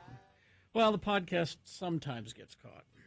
See, that's another bit of farting around there for you folks. See, we can play it on the radio because we pay for this stuff. But But it's YouTube, podcast, that's different. You would think once you paid once, that would count as paying for it. You but no. would think. I suppose that you could pay. There's some mechanism where you can pay. Oh yeah. Another But licensing fee. Our bosses aren't going to pay twice. We already No. paid for that once. That's what they tell you. All right. Let's see. Oh, traffic, Gina, please. Yeah, just be aware that the elk are still around. Expect intermittent stoppages on I-80, both eastbound and westbound in Parley's Canyon and the Foothill area. And if you're at the golf course, that you may run into the herd that is still around. There is a semi-rollover on the exit ramp I-215 eastbound to head northbound Redwood Road in North Salt Lake. All lanes are blocked right now. Emergency crews are working to try to flip that semi back in the direction it's supposed to be. That's traffic. All right, thank you. Well, This has been Farting Around with Carrie, Bill, and Gina on X96, Radio from Hell. see you folks that don't get up early, you don't get the farting around. You're not a real fan of the Radio from Hell show unless you know what farting around. You owe it to us to start getting up at about 5:55. Yes. Oh, our friend Ivy Yes. says it's called the Seven Canyons Trust, Bill. Right. That's who you need to join. That's who trying to uncover and restore the buried and impaired creeks in the Salt Lake. You know, it's Mayor Mendenhall's husband, Kyle. Is it? I don't know if he's the head of that, but I know he works with. But he's in it. Yeah. Well, you should call him and see about getting a membership. The Seven Canyons Trust. All right. We will take a break. Right after this break, right after these messages, I should say, is another word in our $1,000 a day giveaway. We'll have a promo here to explain to you how the contest works.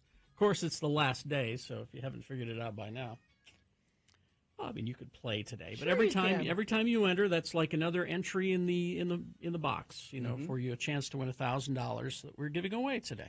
You could play on your own next week, but there's no money involved. No. Then we'll have a song for you, and then we'll have our boner recap. If you know who won the boner this morning, get ready to call in and tell us who won, and you'll win what? You win Foo Fighters tickets. Foo Fighters tickets. And we're going to start implementing the rule that if the person doesn't get it on the first guess, we're hanging up on them. And we'll go to the next person. So all of you people need to hang on just in case the first person doesn't get it right. KXRK Provo. We're giving. Yes. No, I started to watch it. Okay. But then I didn't finish it. Okay. Well, finish it. It's it does have some third act problems. It's got zero Mustel in it. Though, that's what. But it's there on Hulu, and when you're curious about part 2, the TV series, it sends you to part 1 as well. Oh, It says, does it? Oh, you should watch this too. You know. This is good comfort food, kind of, mindless. You need something to make you laugh and not think about things for 20 minutes. Mm-hmm. That's good for that. Thanks, Lauren. Thank you. Bye-bye. All right. Bye-bye. What was that sound, I wonder? I think it Her sounded like bus she was. is here. It sounds like she was in a submarine, and they were. It was a sounder. It was pinging. Yeah. Run silent. Run deep. Yep. All right. Before we go to the phones, we were talking off the air. Dante, if you're still listening. Yes. From about Davis High School. From Davis High School and your robotics. Robot boy. We think we may have something for you. If you can call us back, we'll try to get a hold of Dante. But maybe if you're listening, Dante, call us back and we'll see what we can do. Yes. All right. Hello, yeah, what? Oh, sorry. Hello? Hello, yeah, what? That is the feature. Let's go to Dawn. Hello, Dawn. Hey. Dawn. Dawn. Wake up. I know Hello. I know Hello, it's, yeah, what? it's been a long time, I know, Dawn, but wake up and fly Yeah, right. There's a delay. There was a delay. Okay. You fixed your on-hold set volume, so that's pretty good. Okay. Thanks, I was Don. calling to suggest a... Huh? Nothing. Go ahead. Okay.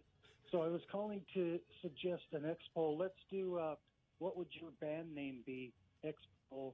And I'll start, I thought of a good one, Lavender Rock Pile. You did. Okay. Huh? Okay, Dawn. What kind of music is Lavender Rock Pile? It's alternative rock. Okay. Okay. Yeah. Okay, Dawn. See you later. Dante's called back. I All right, see. thanks. Oh, good. Right. Thanks, Don. We just talked to Don. Just today. get his number. Well, or do we want to Yeah, talk let's to him talk again? to him. One Let's second. talk to him. All right. Thanks, Don. Talk to Talk Dante. to for one Dante second. again real quick here. Dante, hello. Hi, Dante. Listen. Hello. People want a little more information. Like what? How much money are you looking to raise? What's the dollar amount? So we're looking at more than just $5,000. That's it. Yeah. Okay. That's a lot of money. Cause yeah, because we're paying to fly, but Yeah. now we're looking to just loading all of us in a van and getting there safely now. Since we barely have any equipment. Okay. How did you pay for this last year? So last year we actually had our teacher pay for all of this. Oh, wow. Jeez. That shouldn't happen. And students had to pitch in for it, and our district won't actually fund us or anything. So we're fundraising ourselves, and we don't want to coach. We don't want the coach to pay for it this No. time, especially since he has a family Yeah. and 3 kids. Well, yeah. All right, Dante, here's what we're going to do. Hang on. We'll get some information from you. We'll put you on hold, and Katie will talk to you. We'll get some more information about your teacher and all of that, and maybe we can come up with some sort of money and maybe other ways to help you as well. Yeah, we'll figure something out. Yes, sir. Okay, so All right. hang Okay. on. Hang Thank you. Yeah. Thanks, Dante. Okay.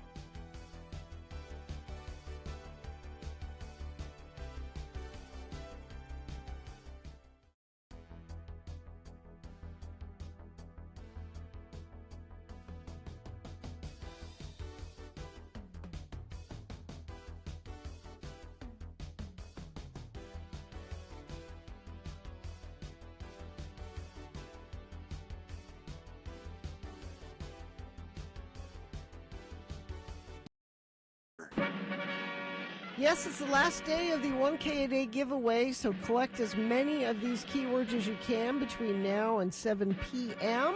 The more times you enter, the better your chance of winning. The keyword for the 9 a.m. hour is boating. Boating, B-O-A-T-I-N-G,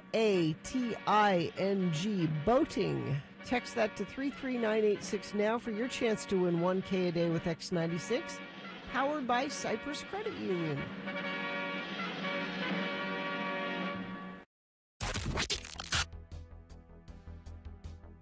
And please, Dante, my father was sir. Don't call me sir. Yeah. That's fine. Hang Okay. on. Hang on, Dante. All right. Let's see. Let's go to Jessica. Jessica, good Hello, morning. yeah, what? Hello. Hi, where are you? Hi, I am calling from my house in West Jordan. Okay, what's up? I just wanted to shamelessly plug, if I can. Yes? I am a nurse practitioner at a medical spa called Maven Medical Arts in Draper. Maven? And yes, M-A-V-E-N. Yeah. Mm-hmm. Okay. And I do Botox there, fillers, cannabis cards, hormone replacement therapy. Everything you need, Bill. All that. All Yeah, that. I'm a All woman. the things. I'm a woman. Yeah. I'm a maven. Yeah. Yeah, sure. Maven means expert. Do you do lip plumping? I need some lip plumping. Oh, yeah. Oh, good. Absolutely. That's what I need. Would love to pump those limbs. Yeah. I just thought of a whole bunch of things I can't say. All right, Jessica,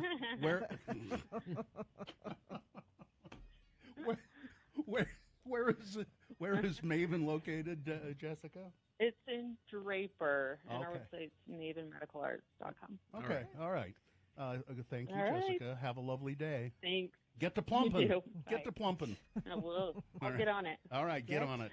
Plumping. Going to get down on it. 877-602-9696. You see what you can do with Hello, Yeah, What? Just pretty much anything. Yeah. 877-602-9696. That's the number to call and participate in this innovative radio feature. Yes, Carrie. Regarding Dawn's call earlier about the name of your band, Yeah. a texter sends in my band's name, Dawn's Quicker Talking Brother. All right, there we go. That's Dawn is a longtime friend of the Yes, he program is. and calls fairly often, Yes. and it's always kind of interesting to try and communicate with Dawn. Let's see. Sid says if Dante sets up a GoFundMe, we'd probably all chip in. Yeah, I mean, maybe. That's a possibility. That's a thought. Mhm. That's a thought. Yeah. But yeah, be thinking about that, Dante. But we'll see what we can do. Yeah, we'll figure something out. Let's see. I think this is. Oh, we lost Amy. Mm. Everybody's trying to get in. 877-602-9696. Craig. Hi, Craig. Hi, Craig. Yes. Yeah. Hello there. Yeah, what? Hey, Yeah. Bill, did Yes. you used to go to the Deseret Gym in Ogden? Yes, I did a long time ago. So I was an employee there, and we remember this long-haired short guy. Was Yeah, that you? That was me. I played What was your- racquetball. I played racquetball. Oh, nice. Nice. What was your key number? Oh hell, I don't. I have no memory of that. Is his locker still closed? Did someone walk off with the key? No, I have no idea. I used to. Okay. I loved that gym. Where was it? It was on 26th Street and not Adams, like Jefferson or something like that. 26th and Jefferson, and it's across from the library, right? Isn't the library? You're right. Yeah, Yes. the Weber County Library, and the Deseret Gym, great old building, but it's not. It was a Gold's Gym for a while. What is it now, Craig? I believe it's some sort of housing that the city, or they turned into office space. It's pretty cool. Yeah, it was a great place, and I was sorry that the LDS Church just. And then when I moved to Salt Lake, I went to the Deseret Gym here, and now they don't have any of that at all anymore, which is a curious shame. about this Well, whole just a key. funny fact. Yes. I wanted to share this with you. I've been wanting to. Funny fact, when they sold it, it would turn into Total Fitness Center. Oh, that's right. And the church had a restriction that there'd be no alcohol on the premises for 50 years. Huh. 50 years? Interesting. What? I didn't know that gyms had alcohol. Yeah, I didn't either, but there you go. Well, we're just making sure. Well, I hope Little Audrey's is still open. No. Oh, yeah, they probably It might be. All right, thanks. Thanks, Craig. See ya. I think we only have time for one more call. Amy. Hello, yeah, what? Hi, Amy. Hey guys, Yeah, what's up? I'm hiring for a part-time retail assistant, so if you guys could advertise. The shop is Sotopia. We're on Highland. We do modern quilting, so we're a little sassy. Like Yeah, SEW? Sotopia. SEW? Is it? Yep, SEWTOPIA. We're so we're hiring a part-time retail assistant. If Okay. anybody's interested, just email staff@sotopia.com. Okay. All right. I've been listening. I love you guys. Oh, well, we love you too. Thank you. If I could. Yeah. If I could, I'd make each one of you guys a sassy quilt that would hug you guys. Well, I think you should. You know what? I think I could. You know what? What? We've all got in our collections a bunch of old KJQ and Radio from Hell and X96 T-shirts. I think, yeah. I would make you guys a T-shirt quilt. If you guys gather up all the T-shirts, I would make you guys a T-shirt quilt. That's actually a really good idea And because then- those shirts just sit there. We don't wear them anymore. and then we could auction that off to charity. Yeah, I like it.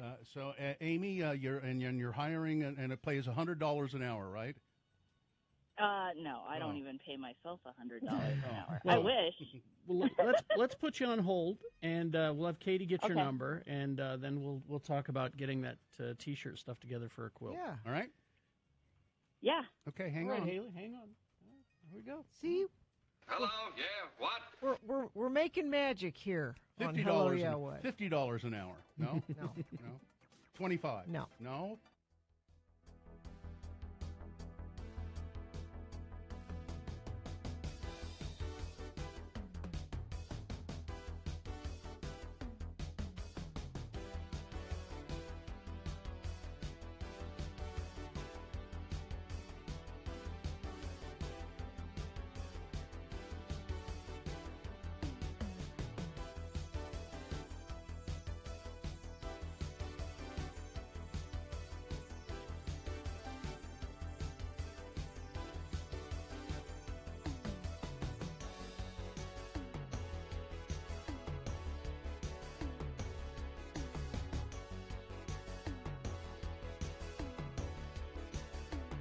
Duran. All right. see? Late Duran? No, I defer to no. our Duran experts. I mean, Late in their career or early now on? is late in their career. No, but no, that's you like know what I mean. That's like 20 years old. Okay, never mind. It sounds like they're winding down. No. You can look it up. I will. It is time for the Boner Recap. Dale is on the phone. Hi, Dale. How are you? I'm doing fine. How are you? I'm great, Dale. You ready to do the Boner Recap? Yes, sir. All right, Dale, if you can tell me which one of the three candidates was the winner after I recap them for you, you'll win a fine prize, which is tickets to see Foo Fighters August 8th at USANA Amphitheater coming to town with the Breeders. Nice. All right, Dale. Boner candidate number one, and we did this around, 7:20? Well, it starts at about 7:20 and ends at around 7:45 or 50. So boner candidate number one was when you got to go, you got to go. A Boston Marathon runner caught pooping in a stranger's yard. There are porta potties along the route. It was not necessary. Boner candidate number two was he believes you should stick with what you know. It's a man who was arrested for robbing the same store 11 times in a 5-month period of time. And number three, boner candidate number three today was, is anybody surprised by this? A Republican leader, one of the ones who voted to expel the Tennessee Three for gun protesting on the floor of the Tennessee House of Representatives, or the Tennessee Congress. This Republican leader has now been revealed that he was having inappropriate relationships with interns, and I believe he has resigned his seat. Those were the three candidates. Dale, who was the winner? Rightfully so. It was number 3. Bingo. Well done. You're going to go see Foo Fighters, Dale. How's that? That is awesome. Yes, it is. Hang I'm on. very the line. excited. Good. Hang on, Dale. Hang and on. Somebody will tell you how you can get even more excited. Hold on. And Bill, I was wrong. It's not a 20-year-old song. That's a 30-year-old song. 30. It came out in 1993. No, what I was asking is in what period of their career was that song? Is I mean, they're still recording, but the peak, the peak of their career. Which album?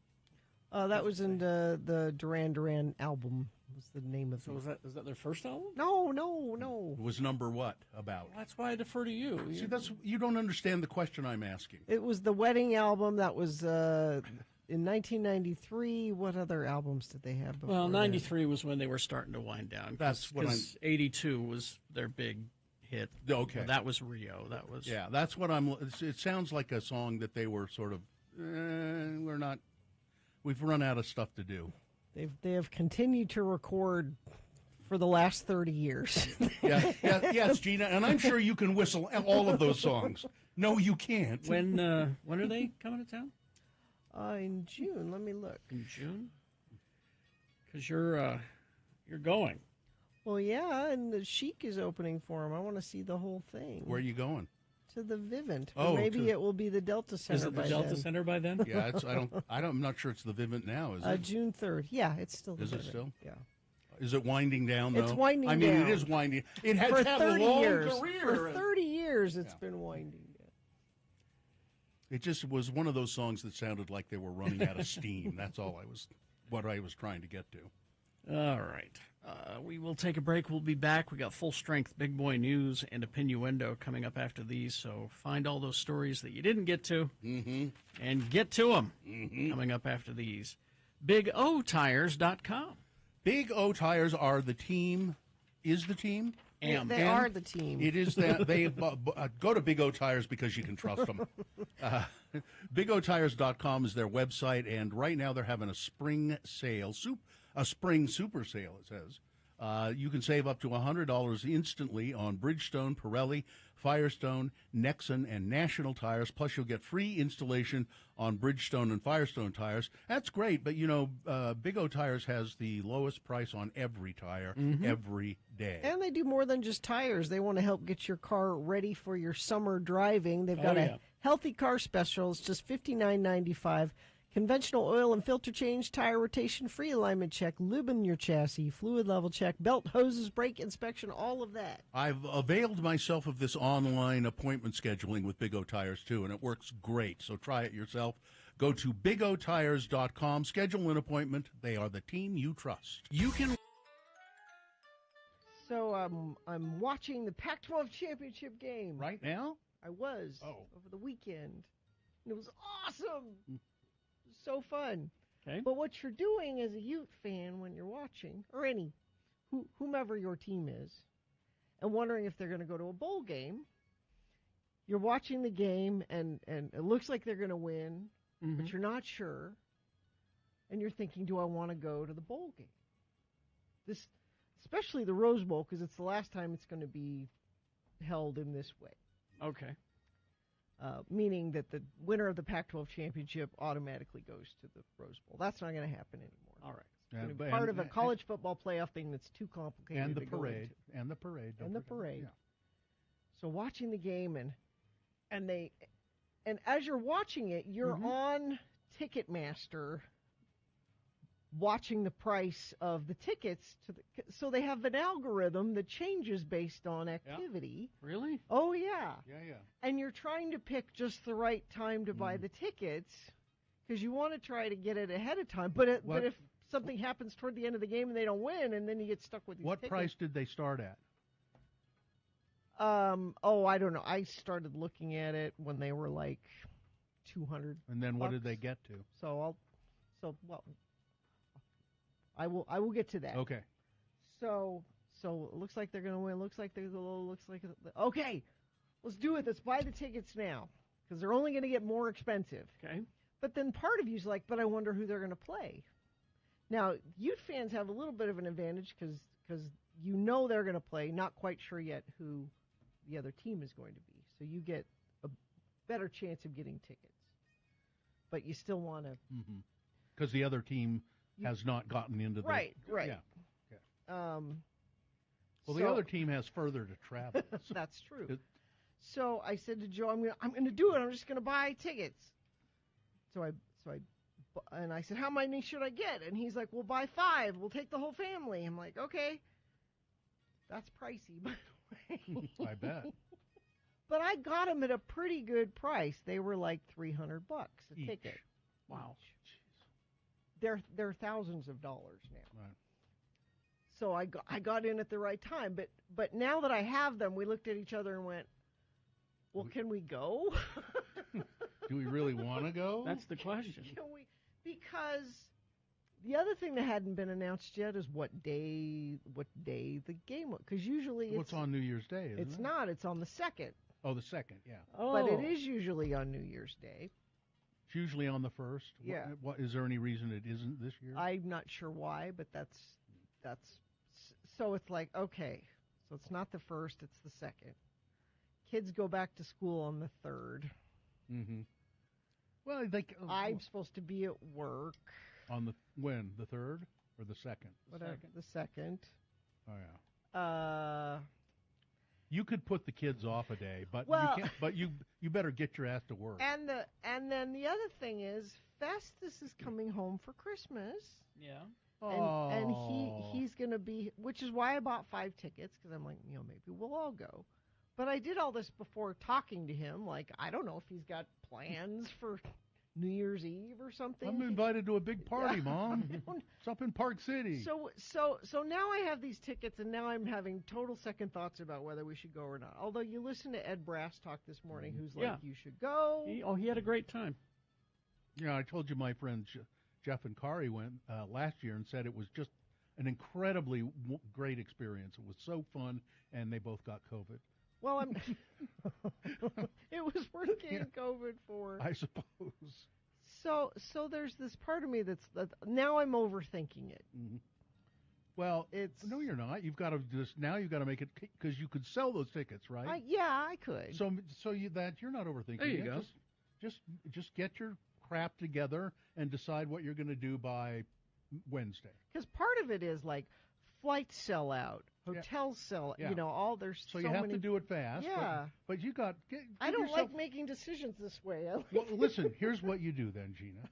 Either let me make it for you, or go to your husband and say, "Honey, I just can't do this. What shall we do?"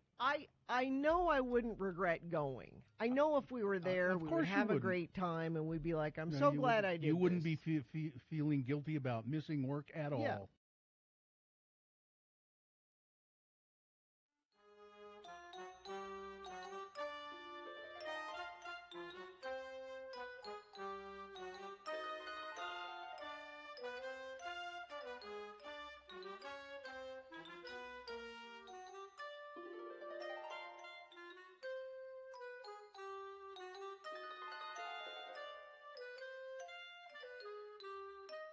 9:20 right now. Full strength, big boy news and opinioendo. Brought to you by. Apply now. Lyft credit $500 to $5,000 in just 5 minutes at a rate much lower than payday loans. You could even qualify for instant funding. Go to liftcredit.com. That's liftcredit.com.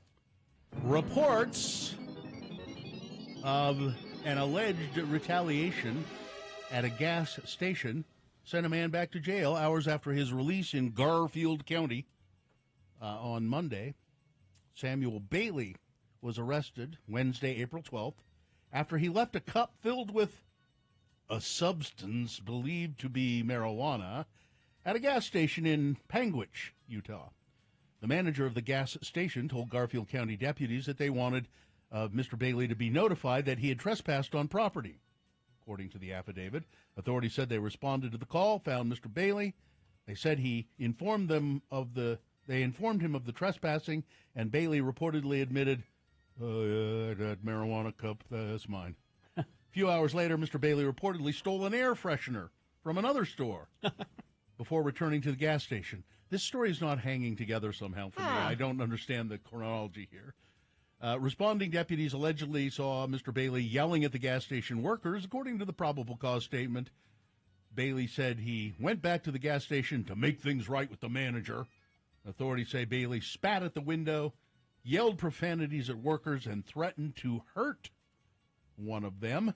As a result, Mr. Bailey was booked into the Garfield County Jail on 6 charges.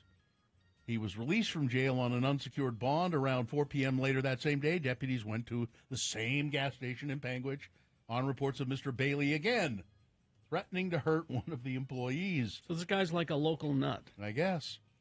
A witness reportedly stated that Bailey walked over to the gas station and started yelling at them. The witness said that Bailey was telling people not to go into the store because the employees will call the police on them. According to the affidavit, deputies eventually found Bailey near Bryce Canyon Motel. They reportedly attempted to run away. He attempted to run away from them. The deputies took him into custody once again. He's been booked yet another time into the Garfield County Jail, where the only meal they serve is lasagna. Keep him in there. Yeah. That's so not a nice place. Homeowners across Draper are dealing with impacts of runoff as the historic snowpack begins to melt with rising temperatures. Can't swing today, gotta fill sandbags. It's been an emotional week for Jennifer in Draper. The basement of her home was her mom's apartment. Ooh. That was until water from the ground seeped up into her carpet and flooded it. On Easter Sunday, they saw a little bit of water coming through the floor, did their best to dry it up, but by morning, snow melt had filled the floors with water. The entire basement was completely soaked. This is different. You know, if you got water coming down your street, you sandbag to keep it away from your house. But if it's just coming up through the ground, there's not a lot you can do. House I grew up in Ogden, over in the northern part of Ogden, not North Ogden, the northern part of Ogden, it had groundwater problems, and maybe once a year, maybe twice a year, you'd just walk downstairs and what? There was be a lake in the basement. Wow. And you'd have to get, vacuums and clean it all up and dry it out. It was a pain in the ass. And I think finally my parents put in a sump pump, which helped a little bit, but it would still flood occasionally anyway. Governor Spencer Cox said his next pick for a seat on the Air Quality Board will likely come from Salt Lake County after the governor withdrew his nomination of Democratic Salt Lake County Council member Suzanne Harrison earlier this week.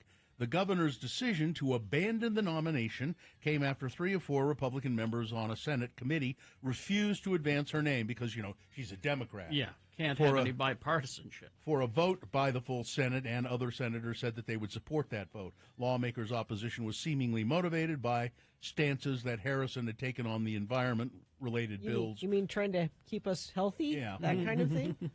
Now, here's what Governor Cox said about the legislature and that committee. They're just doing their job, and I will defend the Senate's ability not to approve my nominations. He's not going to fight it. That is a dumb statement. I will defend the Senate's ability to not approve my nominations rather than... Well, that's how it works. Rather than, if I nominate somebody, I have confidence in them, and I will fight for them. No. I will fight for the Senate's right to not support me in any way. That is the dumbest. I can't. Spencer, you're right wing, but not right wing enough for them. I mean, your party. Language matters when you're talking to kids, they say. Yes. Especially in the heat of the moment, when a child is misbehaving or throwing a tantrum. It's easy to blurt out whatever you think might get them to calm down and behave, but certain common phrases could inadvertently shame that child and cause lasting damage to their self-esteem. Inadvertently. Okay. Said Dr. Tova Klein, a child psychologist and author of the book How Toddlers Thrive. 5 toxic phrases you should never use around your children. Okay, let's see if I use them. Right? Okay. So, you're in a bad mood again. You're always in a bad mood. No. Well, it's true. Number 2. Why do you always get upset when this happens? Yeah, always is not a good word. None of us do things always. But again, it's true. Number 3. Did you have to do that negative, whatever behavior? Did you have to do that stupid thing again? Yeah, it's pretty frustrating when you do those stupid things over and over again. What else are you supposed to say? You're not supposed to say to them, "Why, that's ridiculous," even if it is. If it's ridiculous. And the fifth one is, "I think you are overreacting." Well, think about how you feel if somebody says any of those things to you. Shut up. Just shut up, okay? Shut up is also not. No, don't. No. And I looked over this list, and I'll add "shut up" to that. I have said every one of these things to my kids on multiple occasions because I, you know what? I learned it from my parents. I learned it from my parents. Shut up! There you go. Shut up! You're ruining my moment. I wish I could be one of these people. What's Tina, that? I support you in many, many things, but shut up. Oh, okay. Lucky travelers scooped up heavily discounted plane tickets after a Japanese airline encountered a currency conversion blunder this week.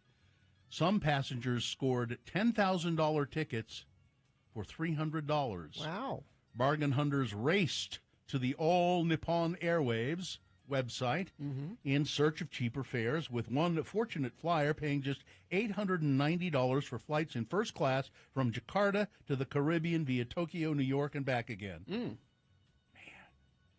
The journey, which covered a massive 9,000 miles, would cost less advantageous ANA travelers about 20 times as much for a first-class seat. And that's a damn good airline, by the way. I would Oh, imagine. you've been on it? I've been on it, yeah.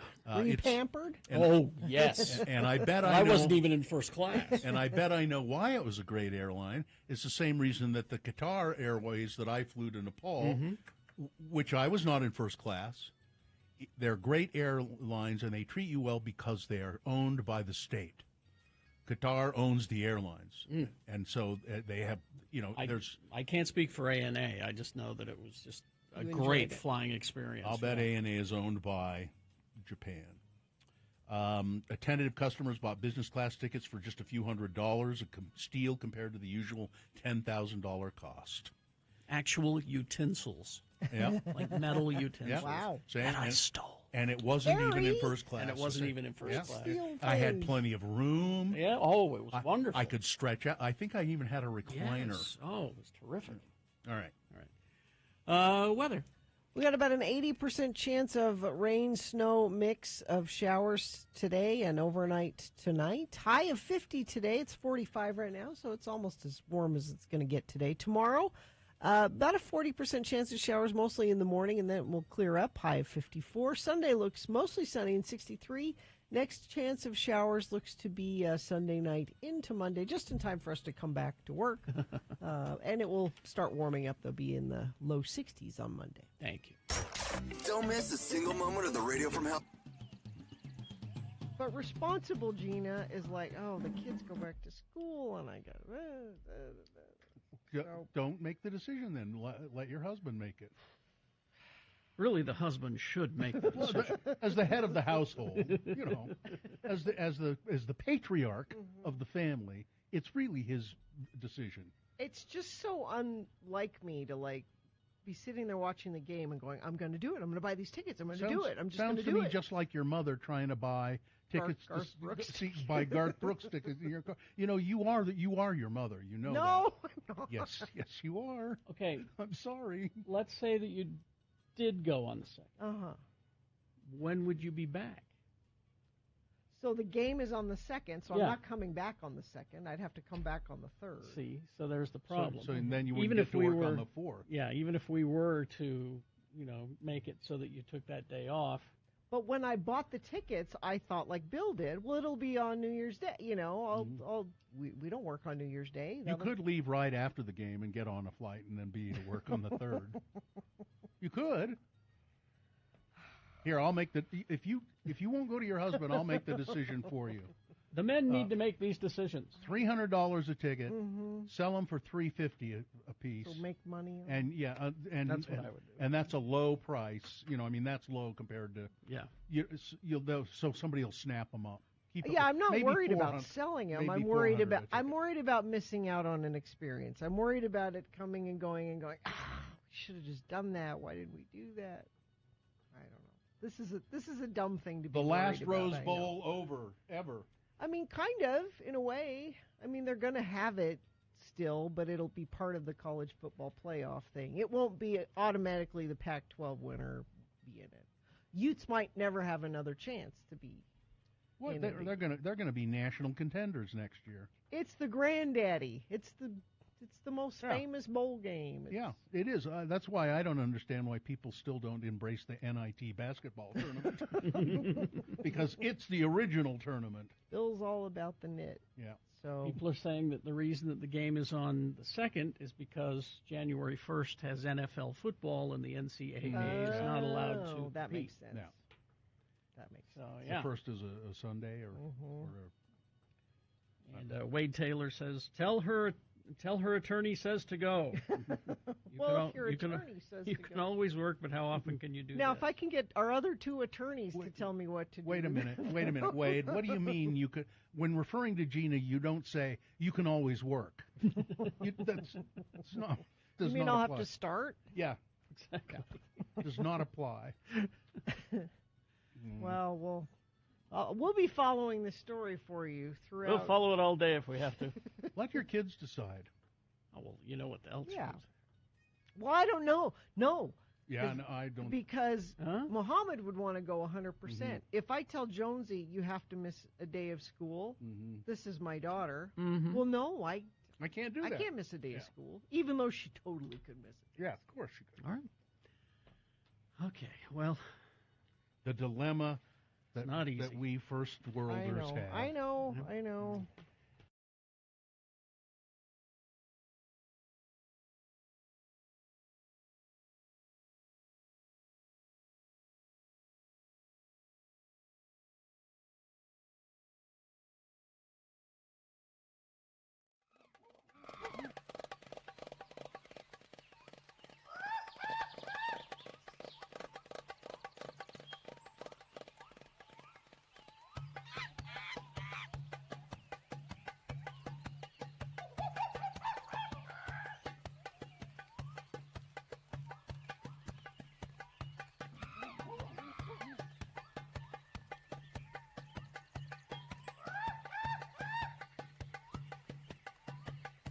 All right, let's get going here then, shall we? I believe that Elena is on the phone. Yes, from Nightingale Hello? College. Are you there? There she is. Hello. I am here. Can you hear me? Yes, we can. Thanks for Excellent. Thanks for bearing with us. We had phone problems. We were supposed to be on before. Yeah, no worries. Life happens. Elena is associated with or affiliated with Nightingale College, and basically, is it proper to call it a nursing school? You can become a nurse in just 32 months, Bill, at Nightingale College. Blending online classes with on-ground supervised field experience, virtual college, actual nursing. Start your nursing journey at nightingale.edu. Elena, do you have any idea You what got the percentage of students, how many are men and how many are women at a nursing college at Nightingale? You know, I don't know our exact numbers. I do know that we have more women than men, Mm. although we are working to get more men into the field just to help diversify the field a bit. Yeah, I mean, you see more and more men, male nurses. That's for sure. It's it's weird though, you know, because I grew up when I grew up. Whenever I think of a nurse, I think of a woman, and then I go, oh, wait a minute, no, yeah, but there can be a guy nurse too. Yeah, definitely. And I think you're not alone in that. So, But that's just not what changing perceptions. That's not what you wanted to talk about today. though. She wanted to talk about metabolism. Let's talk about I that. do. All right. Okay. So I wanted to talk about just natural ways that we can boost our metabolism. We hear a lot of times, especially as people are aging, they feel like perhaps their metabolism is slowing down. And it's a little bit, that's not exactly how it works. So metabolism is a very complex process. It is the sum of all of the chemical processes happening in your body. So this includes our ability to breathe, brain function, movement, everything that happens in our body needs energy, and this is our metabolism. How can we change our metabolism? Is it possible to change it? I mean, there's definitely some genetic barriers that come into play, and it's going to be very different for every person. But there are some very simple things that we can do to help kind of enhance the chemical processes in our body. Okay. So, first one is simply to walk more. And this is just because movement in general is so good for us. We talk about this all the time. Do I see you writing that down, Gina? Move more. Move more. Yes, definitely. Next is to build more muscle. So muscle is, first of all, very healthy tissue to have in our body, and it also requires more energy to maintain than fat cells, for example. Does that mean you have to pump iron? I mean, not necessarily. You can do body weight exercises and things like that. I personally love pumping iron, so I'm a big fan. If that's not your deal, you can definitely do body weight exercises as well. Okay. And next is to increase protein intake. So this kind of serves two purposes. The first is that protein does help us actually to build our muscle mass. Okay. And the second is that protein actually requires quite a bit of energy for the body to digest. So it's two birds with one stone in that one. And it's just good for the body. So I guess three birds with one stone. Yeah. Elena, is animal protein better than vegetable protein necessarily, or are they equivalent? You know, I think that you can really get really good benefit either way. If you are vegetarian, vegan, whatever it might be, you often do need to combine things like rice and beans in order to get a more complex protein. But you can get the benefit either way. Yeah, that's okay. All right. Next, eat a wide variety: fruit, vegetables, healthy fats, and carbohydrates. And this is just very common nutrition advice. We talk about this, again, quite often. So the healthier we eat, the better our body can function. Our brain especially needs carbohydrates for energy so that it can process and think and help us to be present throughout our day. And then just having a variety of healthy foods can just help our body to function better overall. Yeah. Oh, I just got an email from a male nurse. Says, Bill, did you forget about me? I'm the male nurse that came to your house about 6 years ago to do your medical exam for a life insurance policy. I hope you're well. I hope you're well. Eric. I am well, Eric. Thank you. That is fantastic. See, they're everywhere. Yes, they are. All right, what's next? So this one is my favorite. Get fidgety. And this just means moving around a lot. So if you think about the folks who we kind of identify with the highest metabolism, and this is like little kids and teenagers, they are constantly moving. So this just means changing your position. If you need to be sitting at a chair at your desk, can you adjust the way that you're sitting? I'm spinning around in my office chair as we speak right now. I wondered why you were laughing just to so keep much. My body moving. It's fun. I bounce my leg when I'm sitting. You still. do a lot. I've noticed that. Yeah. That's strange because when I looked down and saw the list, I thought it was get figgy. I wasn't sure what you meant. Figs. More figs. I love figs. I do too, but no. Those are fantastic for sure. Yeah, include those in your fruit intake. Okay. That is fantastic. Is there one more? Those are all of my tips for today. And just recognizing it's a very complex process. So just aim to do a little better, to be a little healthier, and focus your goal, as always, on well-being. I promise I will. Thanks. Now I'm looking at the piece of paper that Gina was supposed to write down "move more," and it turns out she wrote "remain seated." Oh, that's instead different mantra. I need to change Selling my her out. Hard habit to break, isn't it? Yes. All right, Elaine Yes, Wood. Where definitely. should people go to find out more about good stuff? You can learn more about this as well as Nightingale's great programs at nightingale.edu. All right. Thanks, Elena. Talk to you again. Bye-bye. Thank you. Take care. All right. Let's take a break. We'll be back. Boner of the week. Coming up after these. Stand by. X96 and Garbett Home.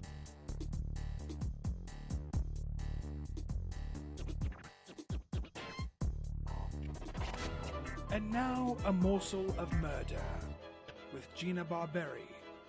Radio from Hell on X96. I stumbled across this story and I knew you would love it, Gina. Well, I've never heard of the Mad Butcher of Kingsbury Run. Whoa.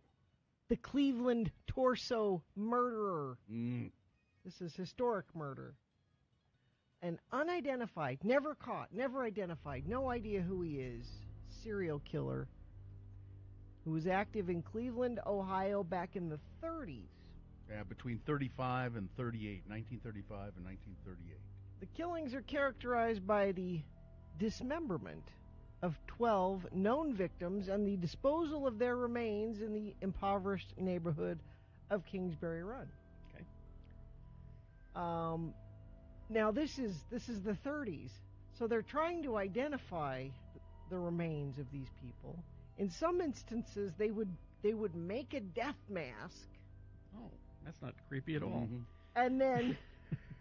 And then show the death mask paint it up to look real, yeah. And then put a picture of that in the paper and say, does anybody know who this guy is? Because they didn't want to show a picture of the actual body. But the interesting thing is, as I'm reading through this, do you know what it reminds me of? That killer in Dexter, the refrigerator truck killer. Is that what they called him? Something like that, yeah. I can't remember. Because these bodies were dismembered in a very surgical way. They said that they can tell because there's no hesitation marks. Like, I wonder how to cut this leg off. Maybe I'll try over here. Oh, wait, that doesn't. It's somebody that knows how to cut a leg off. And they can also tell that all the victims were probably alive when this happened. That's what I was going to say. So most of them, the cause of death, like we're alive and then not, is decapitation. Really? And that's not after the fact. I'm going to try to get rid of the evidence. The men were emasculated in most cases as well. Ew. Yeah. And they would find a torso and then they'd find a head later on. Mm-hmm. I said, oh my God. But they said that the heads, should we have had a warning about this? There's always a warning with the morsel of murder. There's always a warning about this show. Implied. That the heads were, again, it was like a clean. Yeah. So you'd have to think that the person is at least unconscious when that happens. Now, I just sort of skimmed through the story. Was there any commonality among the victims? Did they They're have men, something women, different races, different ages. Were they all members of that hobo village? Many were, but not all of them. They also say that they're pretty sure 12 are by the same guy, but it could be as many as 20. And Bill, you were bringing up that Elliot Ness. Yeah, G-Man, Elliot Ness. He was, I think he had just taken care of Al Capone. You know, he was a gangster buster. He was sent to Cleveland for another reason, but he finally got in on this case and had absolutely no effect at all. No, except he burned down a whole section of the hobo village. So he's good at breaking things down, but not so much detective work. Yeah. But this is interesting. At one point in time, the killer was taunting Ness by placing the remains of 2 victims in full view of his office at City Hall. Why hasn't this movie been made? I know. What? Probably because there's no conclusion. I don't have my ending. You just make one up. You can speculate. Yeah. Now they arrested somebody, and it's very suspicious. This is why it would be a good movie. So they arrested this guy who was kind of an idiot, but had some details about the murders. And nobody thinks this guy actually did it. They think that the sheriff fed this guy False confession. false confession. Wouldn't be the first time that happened. And then Jeffrey Epstein him in prison. He hung himself, but they said the autopsy on the guy, he had a bunch of broken ribs and like like you do when you hang yourself. Yeah. Apparently they now why would the sheriff do that? Because he just wanted to say, all right, public, I caught the guy. Yeah. Everything's fine. Apparently the severity of the murders got worse. Heart ripped out, and really? it got more vicious if you could get more vicious than decapitation. But it got worse. Authorities interrogated over 9,000 people during the investigation. It was the biggest police investigation in Cleveland history. And because they investigated all these other people, they actually managed to solve some other crimes because they had thrown such manpower at this. There is a book about it. I just noticed this. In the Wake of the Butcher and Though Murder Has No Tongue are the names of these two books. Oh, they're written by the same guy, Dr. James Badal. Maybe he did it. Yeah, he knows too much. And then there's a book by Mark Wade Stone called The 14th Victim, Elliot Ness and the Torso Murders. So those are. So if you want to read up on more detail on this, if you're, I mean, I really don't like things like this at all, but I understand why people sort of it's a get mystery. fascinated with it. Especially these that are unsolved. It's trying to figure it out. And as John points out, a delightful topic for 7 in the morning. Oh, I'm sorry. So it's if you want to know more, it's the Kingsbury Run murders or the Torso murders. That was more than a morsel. I told you, but we had that was Bear a 3-course meal of that murders. Was. We had Bear Week. Help you out a little. I like the illustrations. Wow. It is the season. It's October. Sure. Be sure to put that in the podcast description that we have a morsel of murder, because the word murder and podcast. Oh yeah. Numbers will just shoot right through the roof. And Gina, stop apologizing. Commit to the bit. What do you? Commit to the murder. You did it. Murder Commit to the bit. Okay. You're killing it. All right. All right. Traffic, Gina, please. Cuts me to the quick. Jeez.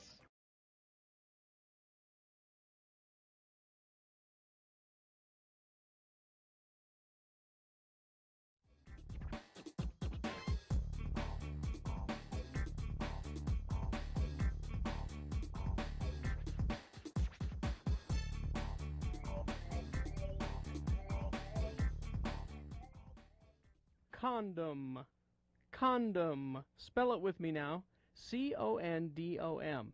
And now let's use it in some dialogue featuring those two Utah guys, LeVar and LeGrand. We join LeVar and LeGrand as they split a hot fudge sundae and have some postum down to the Snell Groves. Remember, the word of the day is condom. Oh, ma'am, this is really some good hot fudge. Nobody does fudge like Snell Groves, don't you think, LeVar? Yeah, I suppose. Oh, and they make a mean cup of postum, don't they? Yeah, I guess.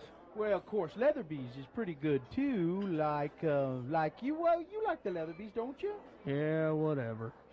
Well, for heck's sakes, LeVar, what is your problem? You are as closed-mouthed as a clam today. Oh, it's nothing against you, LeGrand. I'm just worried about my nephew Varnell. I'm afraid he's going to have to get married, and he's just too young. Why, what did he do? Did he get that little girl he was going with pregnant? Well, she's knocked up all right, but it ain't Varnell's fault. He don't have no experience with women. He didn't know what he was doing. He's a good boy. Varnell is just a little bit knave in the ways of love and sex. He got her in the family way all right, but he was fooled by that little tramp Chanel. She conned him into it. He didn't want to have sex with her, but she conned him into it with those feminine spells and stuff. She conned him, LeGrand. Now, settle down, LeVar. I believe you. Same thing happened to me when I married Vernille. She used some kind of evil spell to get me to have sex with her, too. Well, not before we was married, of course. but she uses them spells on me now. For heck's sakes, I don't want to have sex with the woman, but somehow she gets me to rise to the deed. Well, that's what happened with Varnell. I mean, that temptress conned him into the sex deed. I told him this would have been avoided if he'd have just wore one of them little rubber things on the end of his tallywhacker. What do you call them things? I just call them rubbers. Well, if he'd have had on a rubber, she wouldn't have gotten pregnant, even if he weakened when she conned him into sex. Now, he's not going to be able to open that lawnmower and knife sharpening business he's dreamed of. His life is just over. Oh, now have some more. Post 'em, LeVar.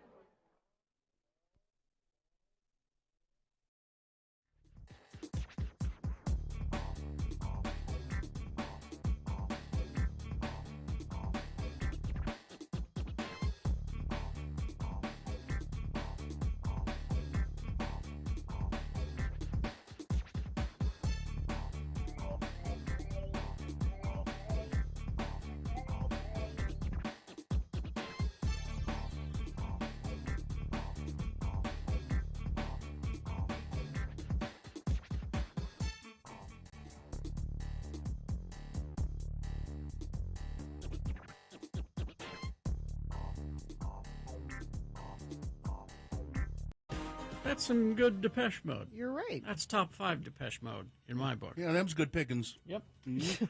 All right, boner recap. Dave the Flower Guy is here. We're going to get through this. Dave's wearing a face mask because he has a cough. Yeah. So we'll just get through this, and then you should go home and rest. Okay? Okay. And he's being responsible. We appreciate that. All right. So you may not see Dave on the streets today selling flowers because he should be resting. Yes. All right. You ready to pick the boner of the week? Yeah. Okay, here we go. Number 1 from Monday. I need a side hustle for extra income to support the family. It was that Tennessee man who went to that fake website, Hire a Hitman, or yeah, and you could either apply to be a hitman or you could hire a hitman. It's just a fake website. But he thought, I'm going to be a hitman. I got the skills for that. I make a little extra money on the side. That was number 1. He was arrested, by the way. Number 2, they got more rights than we got. The governor of Oklahoma, Kevin Stitt, is calling for the resignation of McCurtain County Sheriff Kevin McClarty and a couple of other people. McClarty was recorded saying things about black inmates. Yeah, we used to just beat them. You know, we'd beat them up in the cell. Yeah, sometimes we'd take them down a muddy creek and hang them. They got more rights than we do, you know. That's the attitude, isn't it? Yep. Number 3 from Wednesday. He was targeted with a racist message. A conservative Republican Davis County councilman, he's a Clearfield City councilman, was targeted by a Davis County organization who made some racist remarks about him. And he has asked for an apology. I don't think he got one. It has not happened as of yet, at least as far as we know. Yeah. They had a sort of one on their Facebook page, but it wasn't directed at him personally. It was just kind of a general, oops, we did something. Let's see, then number 4 from Thursday, CEO, this is the, there are no good CEOs in the world, celebrating, telling all his workers that they have to come back to the office, stop working remotely. Well, I have to sell my family dog. Now that's the spirit. Yeah. And boner candidate number 5 from today. Is anybody surprised by this? Tennessee Representative Scotty Campbell. He's one of the ones that ejected the 3 Tennessee legislators for gun protests. Now it's been revealed that he has had dalliances with young interns, and he's resigned. Those are the 5 candidates, Dave. Which one is the winner? Number 2. They got more rights than we got. Yeah, that's a good choice. That's I a think bad that one. was the best one. All right, now go home and beat because it's going to rain, you know. Get out of here. Go. So beat the rain and go get some rest. Go. Yeah. All right. Thank you, David. Thanks. Let's do the promo and crawl towards the exit, shall we? I got to find it here. Let me see. There it is. I got it. So I've been training, super excited about the marathon this weekend. I think I can do it in 2.5 hours. Well, that's good news. We've been encouraging you to take better care of yourself. Yeah, I'm going to carbo load the night before with a big pasta dinner. Well, good for you, Gina, for entering the Salt Lake Marathon, you know. I mean, I've run a marathon before. It was hard, but I'm really glad I did it. Run a marathon? No, I'm not running anything. I've been nap training. I'm planning on a good 2.5-hour nap this Saturday. Join us, the Radio from Hell show, crushing the finish line on Monday morning here on X96. All right. Fine job as always, Katie. Live long and prosper, bitches. Don't you know who I am? Bill, you're the most Ogden. Marcy is next.